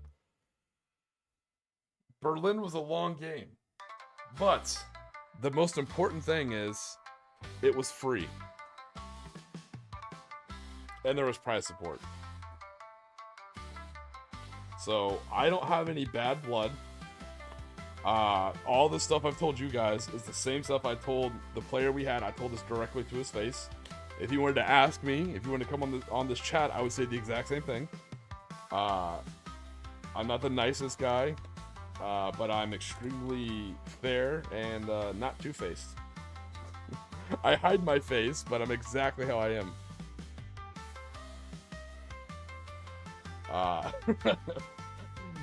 What you see is what you get. Yeah. So RK's played me. So RK and Sam and Irish and Trooper have all played me. I'm the exact same. I like to think I am. Maybe I'm not. I'm the exact same in person as I am on stream. Unfortunately, Morty found that out as well when we did our meetup. I am the exact same person you get on stream. It's not a false persona. It's the exact same shit. Oh my god. Squig and Sean, these models are beautiful, brother. Jesus, they look so good. Just the work you put into the sluggas is better than I can do. Oh my, and the skin? Like, the definition on the skin is amazing. Sorry, let me this camera to focus. Alright, let me go back and read some of the chat. Sorry, I've been, like, furious. Alright, let me go back and read. Okay, on the, okay, let me read back from arcade stuff.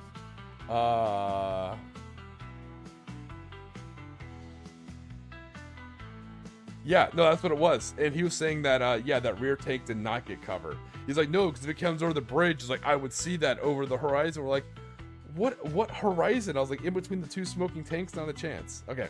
On the Soviet side, the sportsmanship was great. It was just rolling into hard armor on one side or AT guns and AA guns on the other. We had no cover. So, it's, yeah, it sounds like you had a bad position.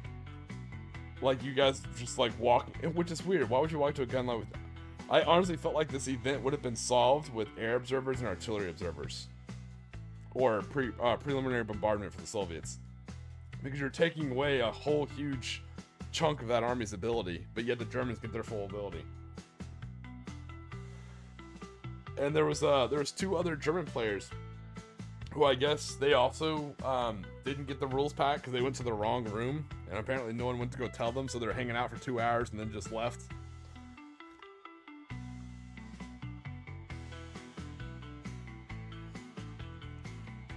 Yeah, I keep hearing about AK markers. I think I'm gonna have to pick them up, Grim Tim Tim.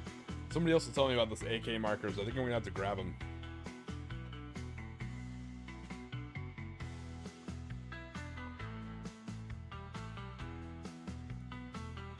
Yeah, it was a shit show to say the least. But ironically, my MPs, my silly little my meme list of trucks and Jeeps.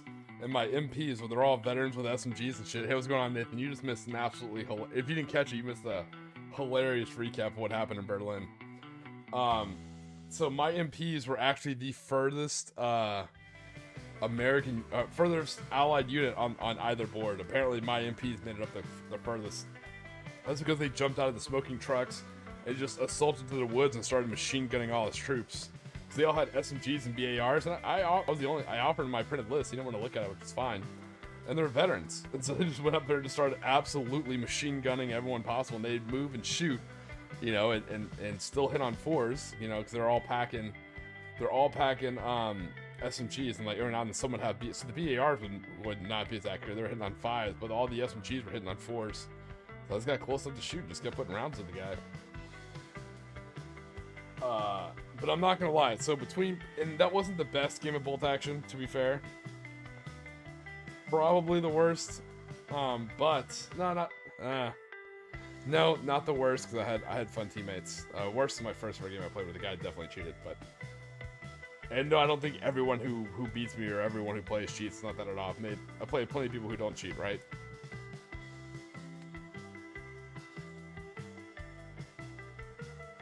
Oh, okay. Well, then again, I don't know. Maybe Arcade got a little bit closer. I was really close. I was on their board, close to the objective. But they're about to get next turn. They're gonna get machine gunned off by those little half tracks with machine guns on them. But between playing that Bolt Action 3rd Edition and then playing Conflict 47 with Sam 2 days later, wildly different. Not just was the attitude different, the joy, the fun. You know, we got rules wrong, both of those. We'd look up rules like, oh shit, we've been doing that wrong, let's do it this way. But the rules, I'm not gonna lie, there are so many rules that I miss from older Bolt Action. Like, I miss long range, I miss, there's so many things. I know that we have a couple days, there's a countdown. I posted the link to the Conflict 47 countdown on the YouTube page. There's new rules coming. But I'm not gonna lie, I'm gonna fundamentally miss Conflict 47 First Edition. I love the rules.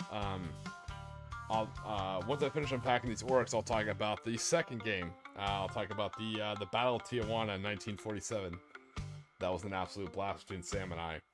That game took the same amount of time. It took like 5 hours, but every minute of that was an absolute blast. It was just, this game could have gone either way. Like, we fought it all the way until the last round.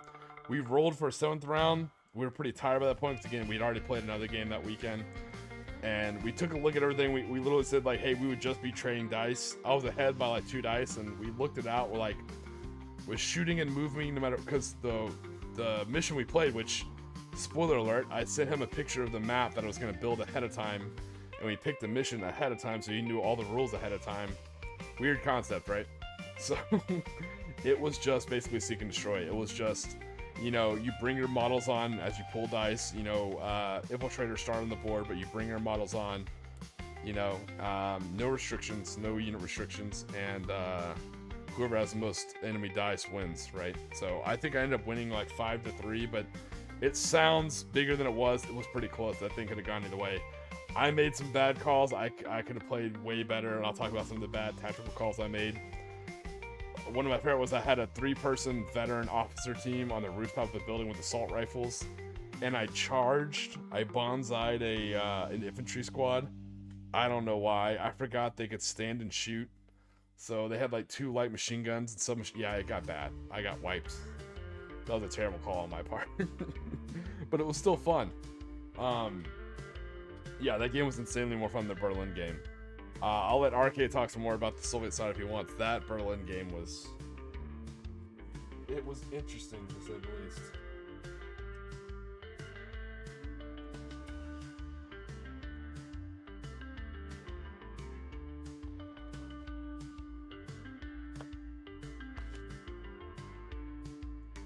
Yeah, I don't think anyone even finished the Berlin game. Like, I felt bad because everyone just kind of left. There was plenty of bonsai, especially with zombies and all my other units as well. Ironically, in the rules, I guess the zombies could still bonsai, which felt kind of weird, but it's fine.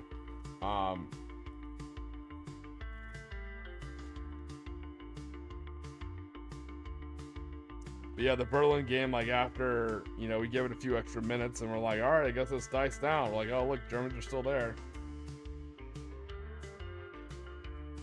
It was weird. And the guy just kept saying, like, I don't know what you guys are taking so. It's just one tiger. Why are you guys so scared of one tiger? I was like, no. It's just, dude, everything's like set up. You know, you have to move tactically against it. You know, it just takes time. We just needed more time to move our models around. The problem was we started on the far side of the board like everybody else did, and then we were told like, oh wait, yeah, you guys can just start up here. We're like, oh, that changes everything. And we ran into the same issue that the defenders in our Malta game did, where it's just a oh wow, it was just a traffic jam. Check out the rocket launcher. Oh yeah, look at that yellow rocket. Oh, it's beautiful. He even did like golf checkering on the fins.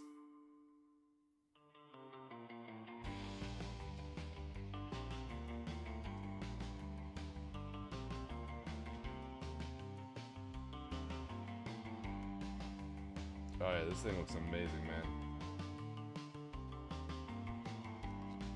Those orcs are awesome.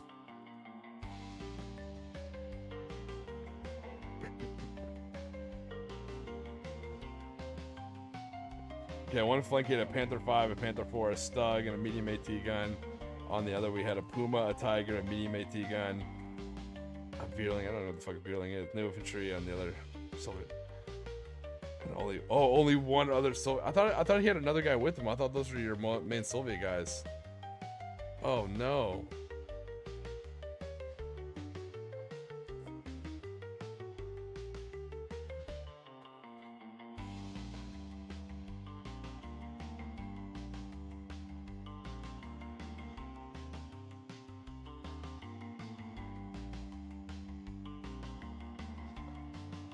They should have just let us put one of our Americans over there with you guys. That would have been cool. I would have gone over there and played with you. Jesus, 4-line autocannon, that's cool.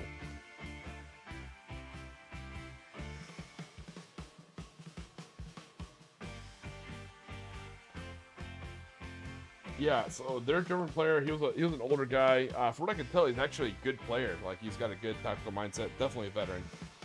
Nice older guy. And he just seemed annoyed because like we were slowing up the game on our side because we're putting up with you know, tournament rules sometimes, you know, on our side, which is fucking weird.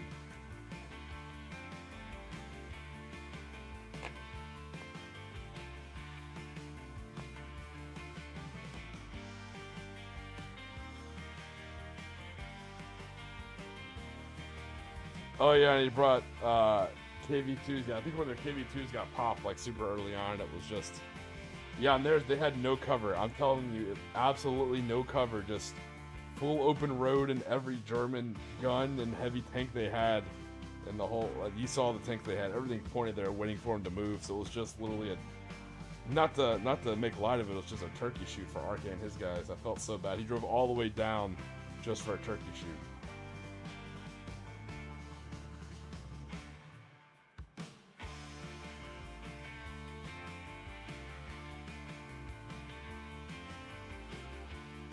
Oh yeah, look at that. I feel like it's like if I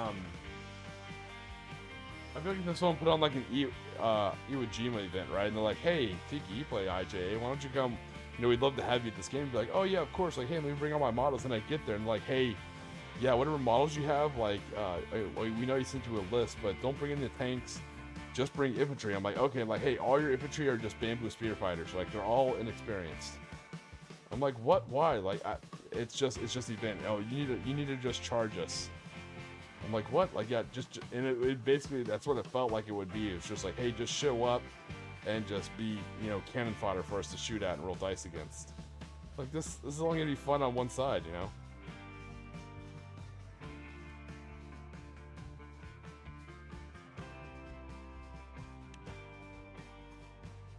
But it gave me a lot of things to think about for my event. You know, a lot of things I need to work on, balance, and I think a lot of things I need to clarify how the rules work. So I was almost done with my rules pack on my website, but after that event, I had to go back and I'm re-tailoring all of it to make sure it's clear and fair.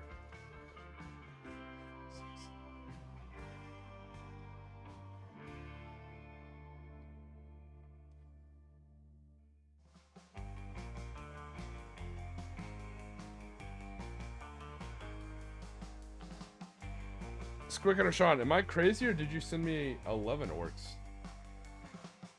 Not that I'm complaining, I love the extra orc.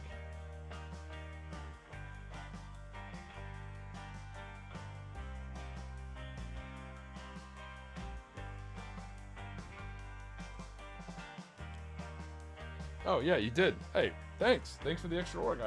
I appreciate that. That's nice. I'm surprised they didn't do minefields. I felt like they would have. I don't know. It was interesting. So, but to be fair, you need.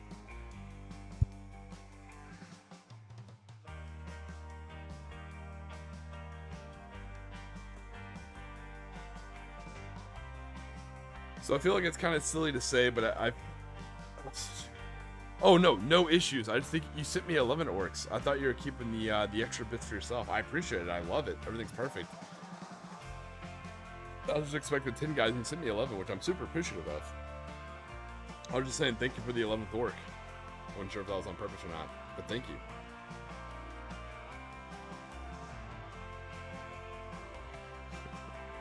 But no, I think it's important to have events like that because it makes good events, I think, like shine all the more. Like you gotta have, it's kind of I think the risk you run into doing events like that. You never really know how it's gonna turn out. It makes me terrified for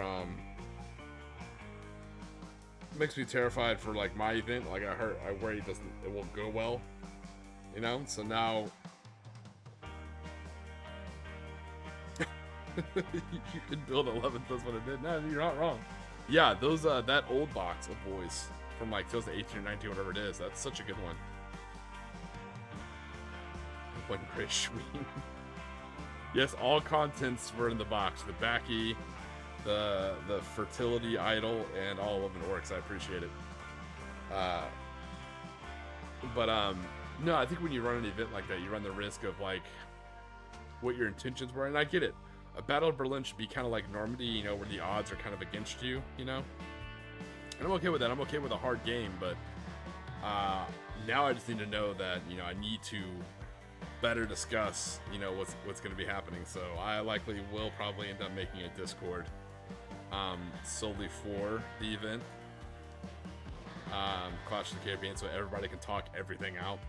We can be as friendly as possible and everything's going to be good to go. There will be a website that'll have the rules pack, and there'll also be a Discord. So I've learned to err on the side of extra communication instead of less communication, have a centralized area of communication. So I'm glad I showed up to the event. It didn't cost me anything, just some PTO. I got to meet RK again and Mrs. RK, which was awesome. I made some new friends there, which is pretty cool.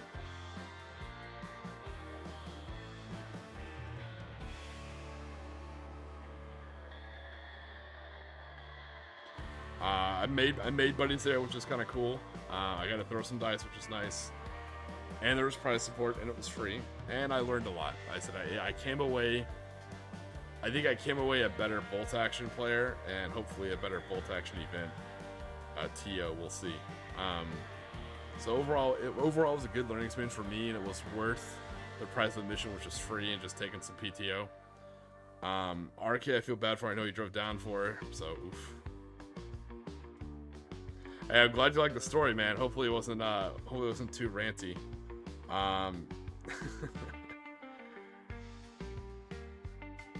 But it was interesting. I'm saving the story about Tijuana in 1947. I'm gonna save that for tomorrow's stream. Tomorrow we'll talk about the meetup with Morty and Glory, and we'll talk about Tijuana in 1947. So while I still have some time, I'm gonna try and get some models built.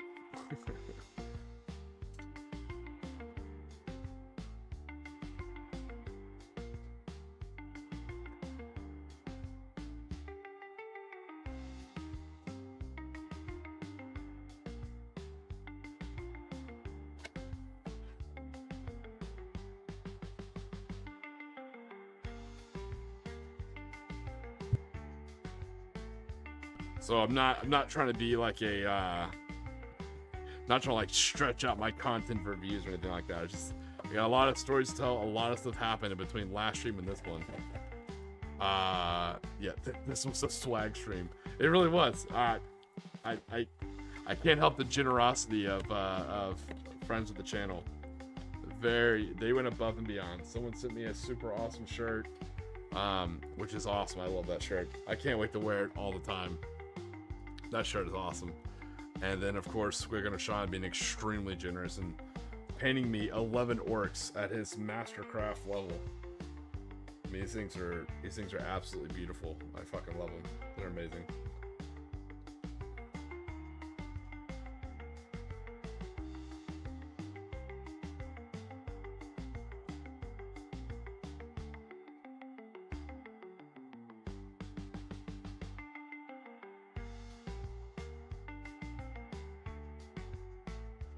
No, that's genius. No, I'm gonna steal your idea, Squig. That's awesome. No, everything you packed was perfect. Nothing broke, nothing fell off. Everything came off exactly as it should, including the dick. So I appreciate everything.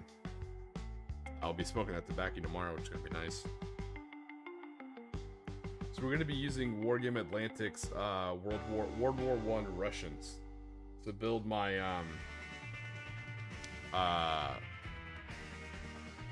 IJN Snilf.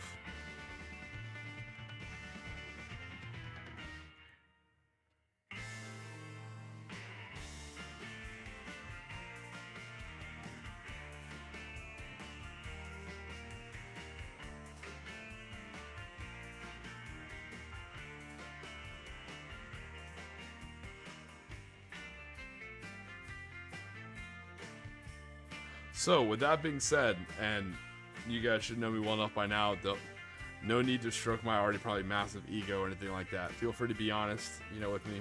Just like how Squig and Sean's honest about my terrible painting. What do you guys think about what happened? Would you guys have handled that differently? Instead of putting it into an actual poll, would you guys have handled that differently? Have you guys ran into an issue like that? And if so, what did y'all do? We still have a good 30 minutes left in stream. I would love to hear some of y'all's stories about that. Hopefully, Bad Rabbit, hopefully that story didn't dissuade you from, showing up to Clash of the Caribbean. I can tell you right now, it's going to be a fun social event. It's 500 points, nothing bigger than 7-up armor, and all the missions are designed to be very, very tactical. They're fun, but they're a very, tactical mindset. Nothing's stump the chump, one side has the advantage, the other side doesn't. It's very meant to be fun and fast-paced.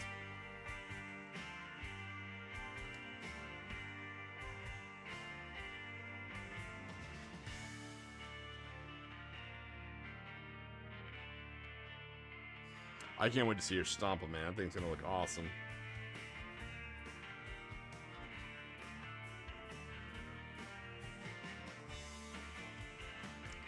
So, hopefully while someone's coming up, if they have a similar story, I'm going to bring up my Imperial Navy list to make sure I'm building these guys to the correct specifications.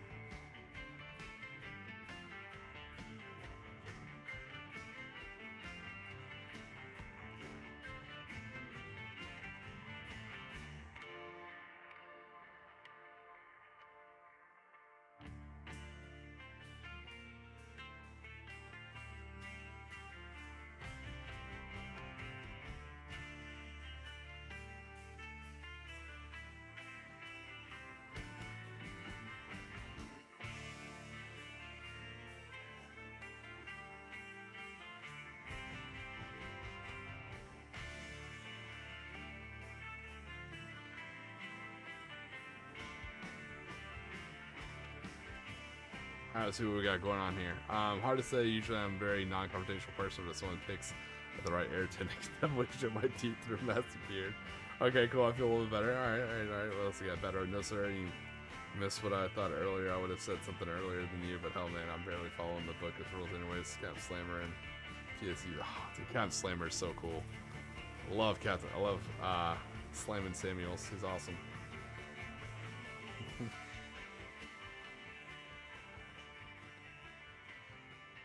Yeah, no, Squig and Sean, no, you're exactly right, especially when you gotta drive a long distance. Again, nothing in comparison to our cage drive, but it's like an hour and a half, 2 hour drive for me. So I was just like, fuck.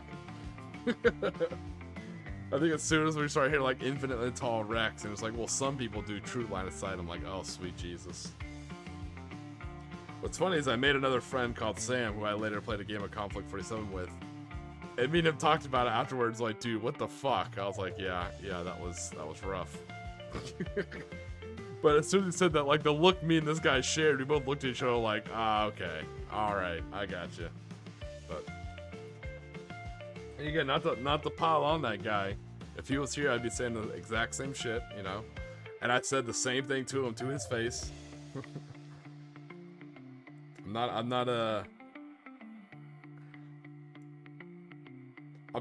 a bully, but I'm also not a mean girl. You know, I'll say the exact same shit.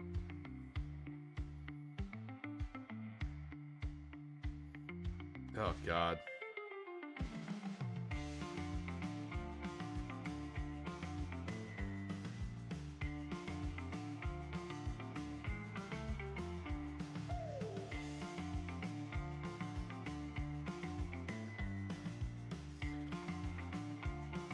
Not gonna lie, I kind of wish me and you, Arcade, just like broke away and just played like a regular game of bolt action. Like my MPs versus your Soviets would have been fun.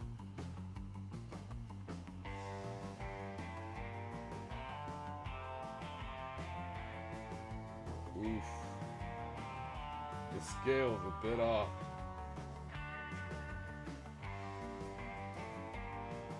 So these guys have always been kind of chunky, but I'm not gonna lie. The scale's a little off. It's alright.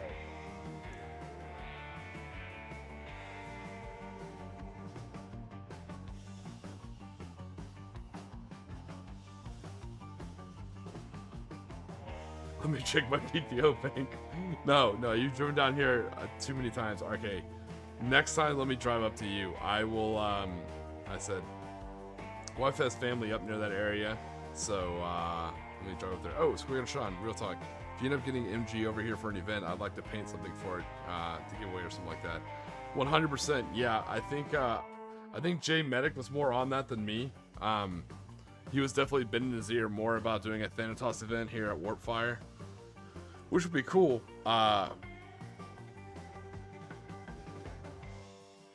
If he does, I'll probably show up if MG lets me, if I don't get banned. But if he lets me, I'll show up as like a TO to help out. Especially instead of playing, especially if it's 40k. I'm much better to help out behind the scenes. But I'll definitely let him know, let you know if that's happened, and we'll commission something through you. But no, RK, next time let me drive up to you, man. Let me come up to where you are. We'll talk about meeting up there.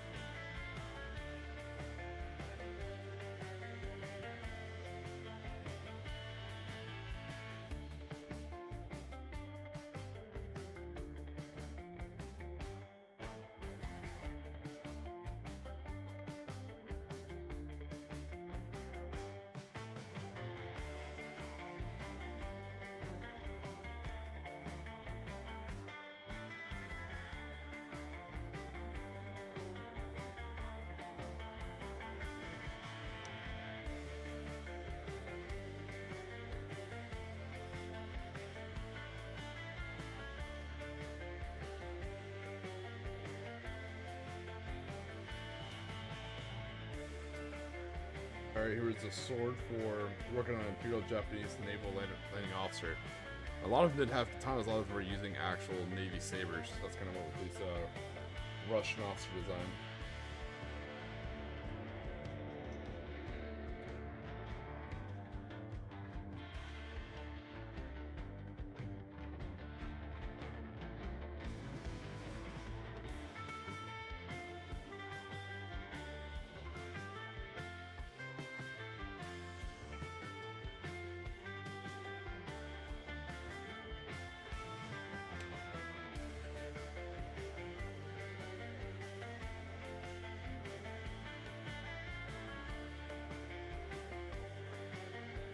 Let me check my index of sprue bits over here so I can find me a nice submachine gun.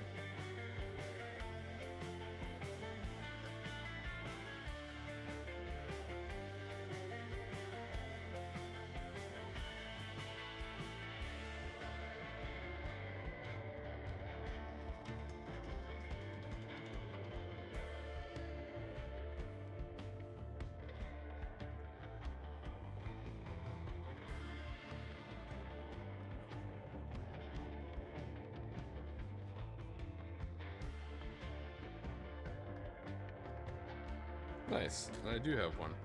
Cool.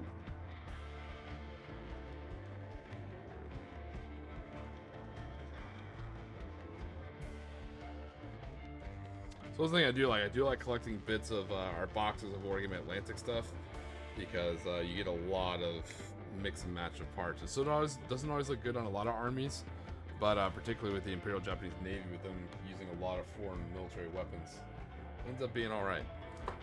The only thing you gotta worry about is like these guys. I've always done the scale of these guys is always kind of big. These chunky ass AT rifle guys, but it's not the worst thing in the world. I'm just gonna keep them away from the other ones, and it's all right. It's not super bad that you notice, you know.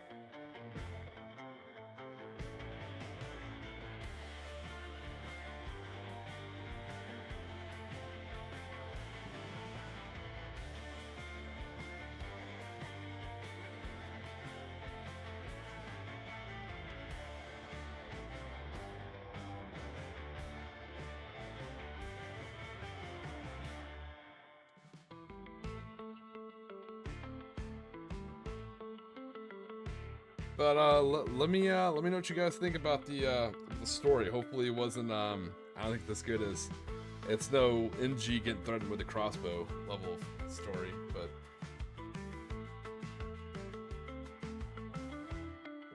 I'm just glad that I had witnesses.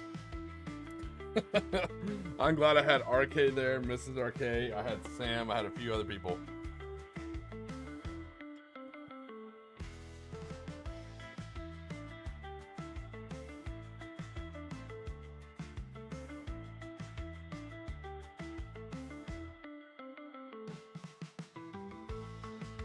Made me feel a little less crazy. But I don't want you guys to get hung up on that. I had a blast this break. I got a lot of gaming in. Not just with that bolt action game, but like I said, I got a Conflict 47 game in. I'll talk about next stream. The Battle of Tijuana in 1947, which was an absolute blast. I'm working on the bat rep right now, writing it up, getting pictures ready. It was a long game, but it was a good game. And I stand by to my description. It literally felt like Titanfall 2, but like Diesel Punk 1940s themes. It was wild.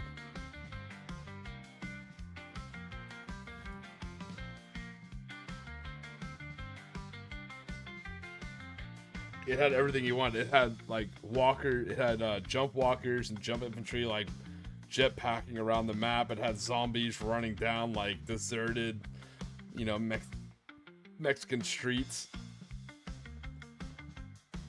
There was an mortar observer in an air control tower. The tower got taken out by another medium walker. Oh, it was fun. So without getting too far into it, just say a little for next stream.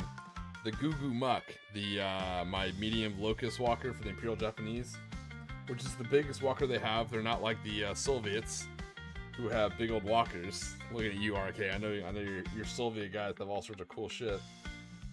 By the way, RK finished up some of his Soviet Conflict 47 models. I'm pretty sure they're also posted in the Discord. I posted a link to earlier for like Conflict 47. They look phenomenal. They look great.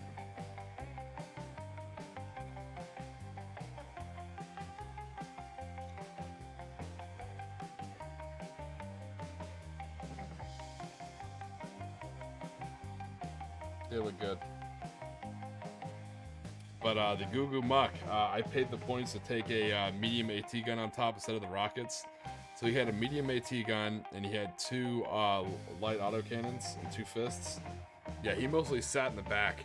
I'm not gonna lie, I didn't use him very aggressively at all. He just sat in the back and locked down like 1/4 of the board and just kept putting fire into stuff. He shot, killed a bazooka team, killed an observer, put some heat in some other units. He did his, definitely got his points worth.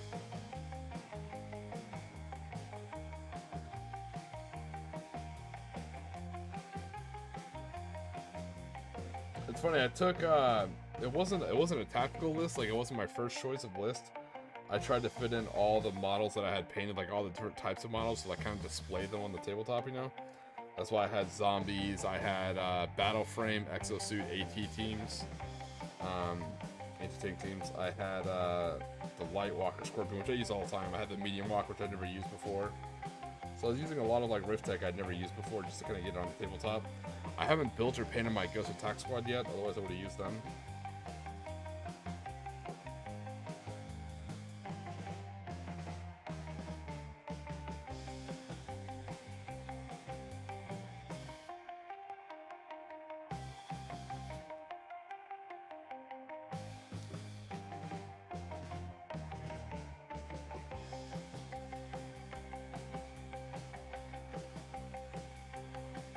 But yeah, that was an amazing. That was probably the biggest. I think that is the biggest game of Conflict 47 I've played yet. I played a couple 1,000-point games. I hadn't played at 1250 yet. 1250 is good, by the way. If you're curious what to play Conflict at, 1250. And the reason why 1250 is awesome is most people have older second edition lists for bolt action. So they have like 1,000-point bolt action list, and you can just add one veteran medium walker for about 250 points, and they're good to go. I'm not sure how it's going to be in the future, but at least now, Rift Tech units are good, but they're not so good that you don't need conventional units, you know?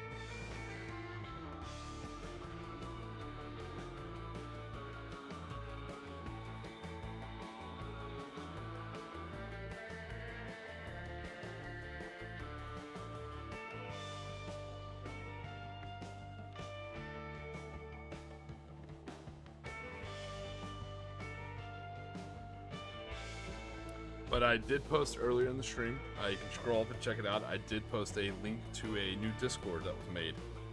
This guy's initiative is just to make a really good Discord that is only for Conflict 47. So it's really cool to see that, and he's trying to get as many people to join it, so I think the goal is so that people can find games wherever they are.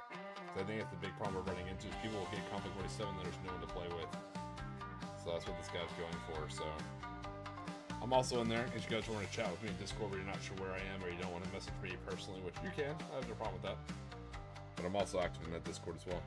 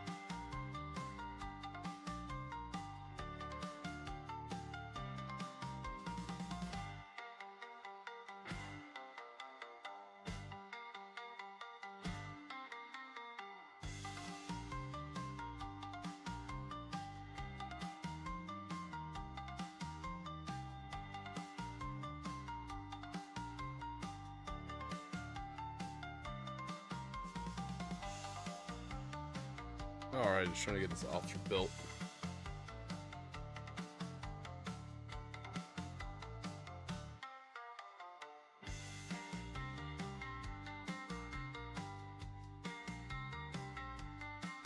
Nice, there we go. Alright. So this will be an officer for our Imperial Japanese Navy Stealth unit. We'll probably be wearing like tropical whites kind of, so go with a white uniform, black boots. He's got his SMG and he's got his naval saber. So I kind of like that.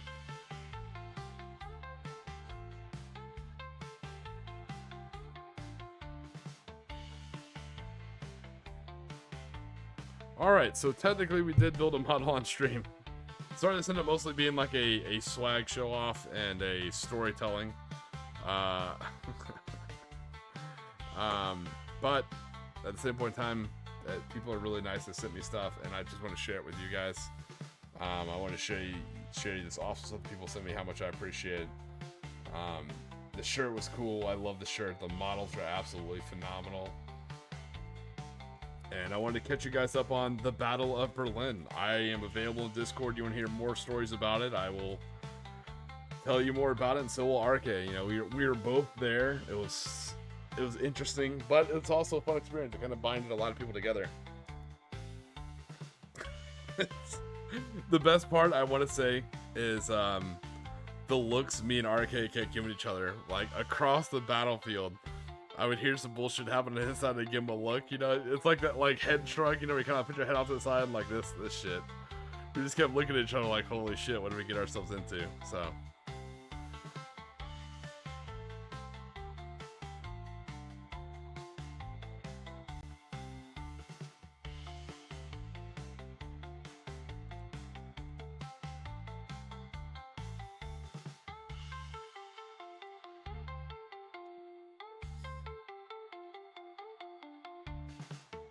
But overall, it was, like I said, it was great coming back to the stream. I know it's been kind of weird. Morning Glory has been streaming. I took a day off to go to all these events and all this social stuff, which I'll catch you up more on next stream. This stream is one of the shorter ones. It's just the 2 hour. Maybe tomorrow, I'm not sure, but I might start experimenting, starting the stream an hour earlier and going an hour later. So either tomorrow or next weekend, I'll probably start experimenting, starting the stream at 1 o'clock Eastern and going till 5 o'clock Eastern. We'll see how that works. We'll see if people like that. That I can get, because I got a lot of Imperial Japanese Navy to build. So we'll see how all that goes. But ultimately, it was fun. I super appreciate the stuff you guys sent me. It's absolutely awesome. Never required, never requested, but always appreciate it when it comes in. It was a fun time. It really was. I'm glad we got to talk about the Battle of Berlin. Glad you guys got to hear the story. The one big thing is I promise you guys I'm the same person online that I am in person. There's no like, you know, false artificial nicety or no like, oh, he's not really like that. Again, I've met enough people now in the chat that you guys can know kind of how I am, so it's kind of funny. And you can hear my stories, you know, warts and alls. I'm not perfect. I try and be fair and mature, but even I'm like, no, fuck that. We all have our lines in the sand, you know. But and hey, I got one model built, right? I'll take that. So I got one model built. I unwrapped 10 models, you know, in a t-shirt and told a story. But tomorrow, I'll be going right back into getting some of these Imperial Japanese Navy guys built. We'll start building out our rifle squads. We're going to build them at the 500 point first. So the 500 point is an officer with an SMG, 2 rifle platoons, 8 man.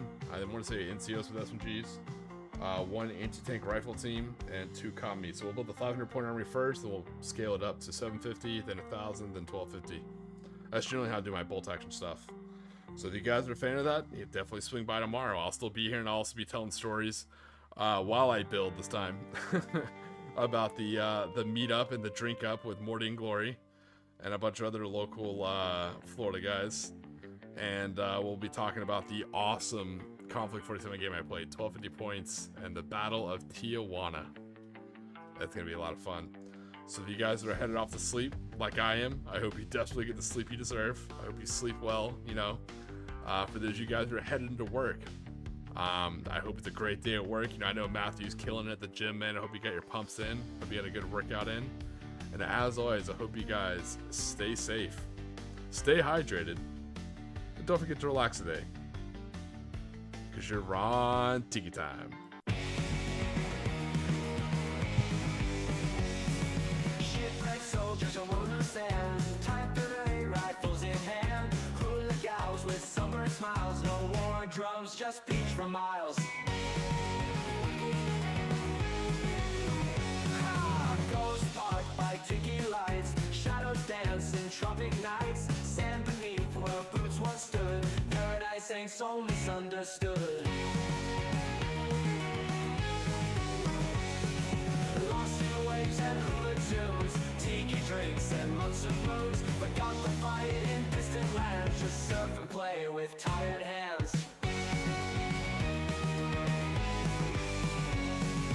Bunkers built from palm and hope, coconuts and crude soap, imperial dreams, fade and sun, warriors turn beach bums.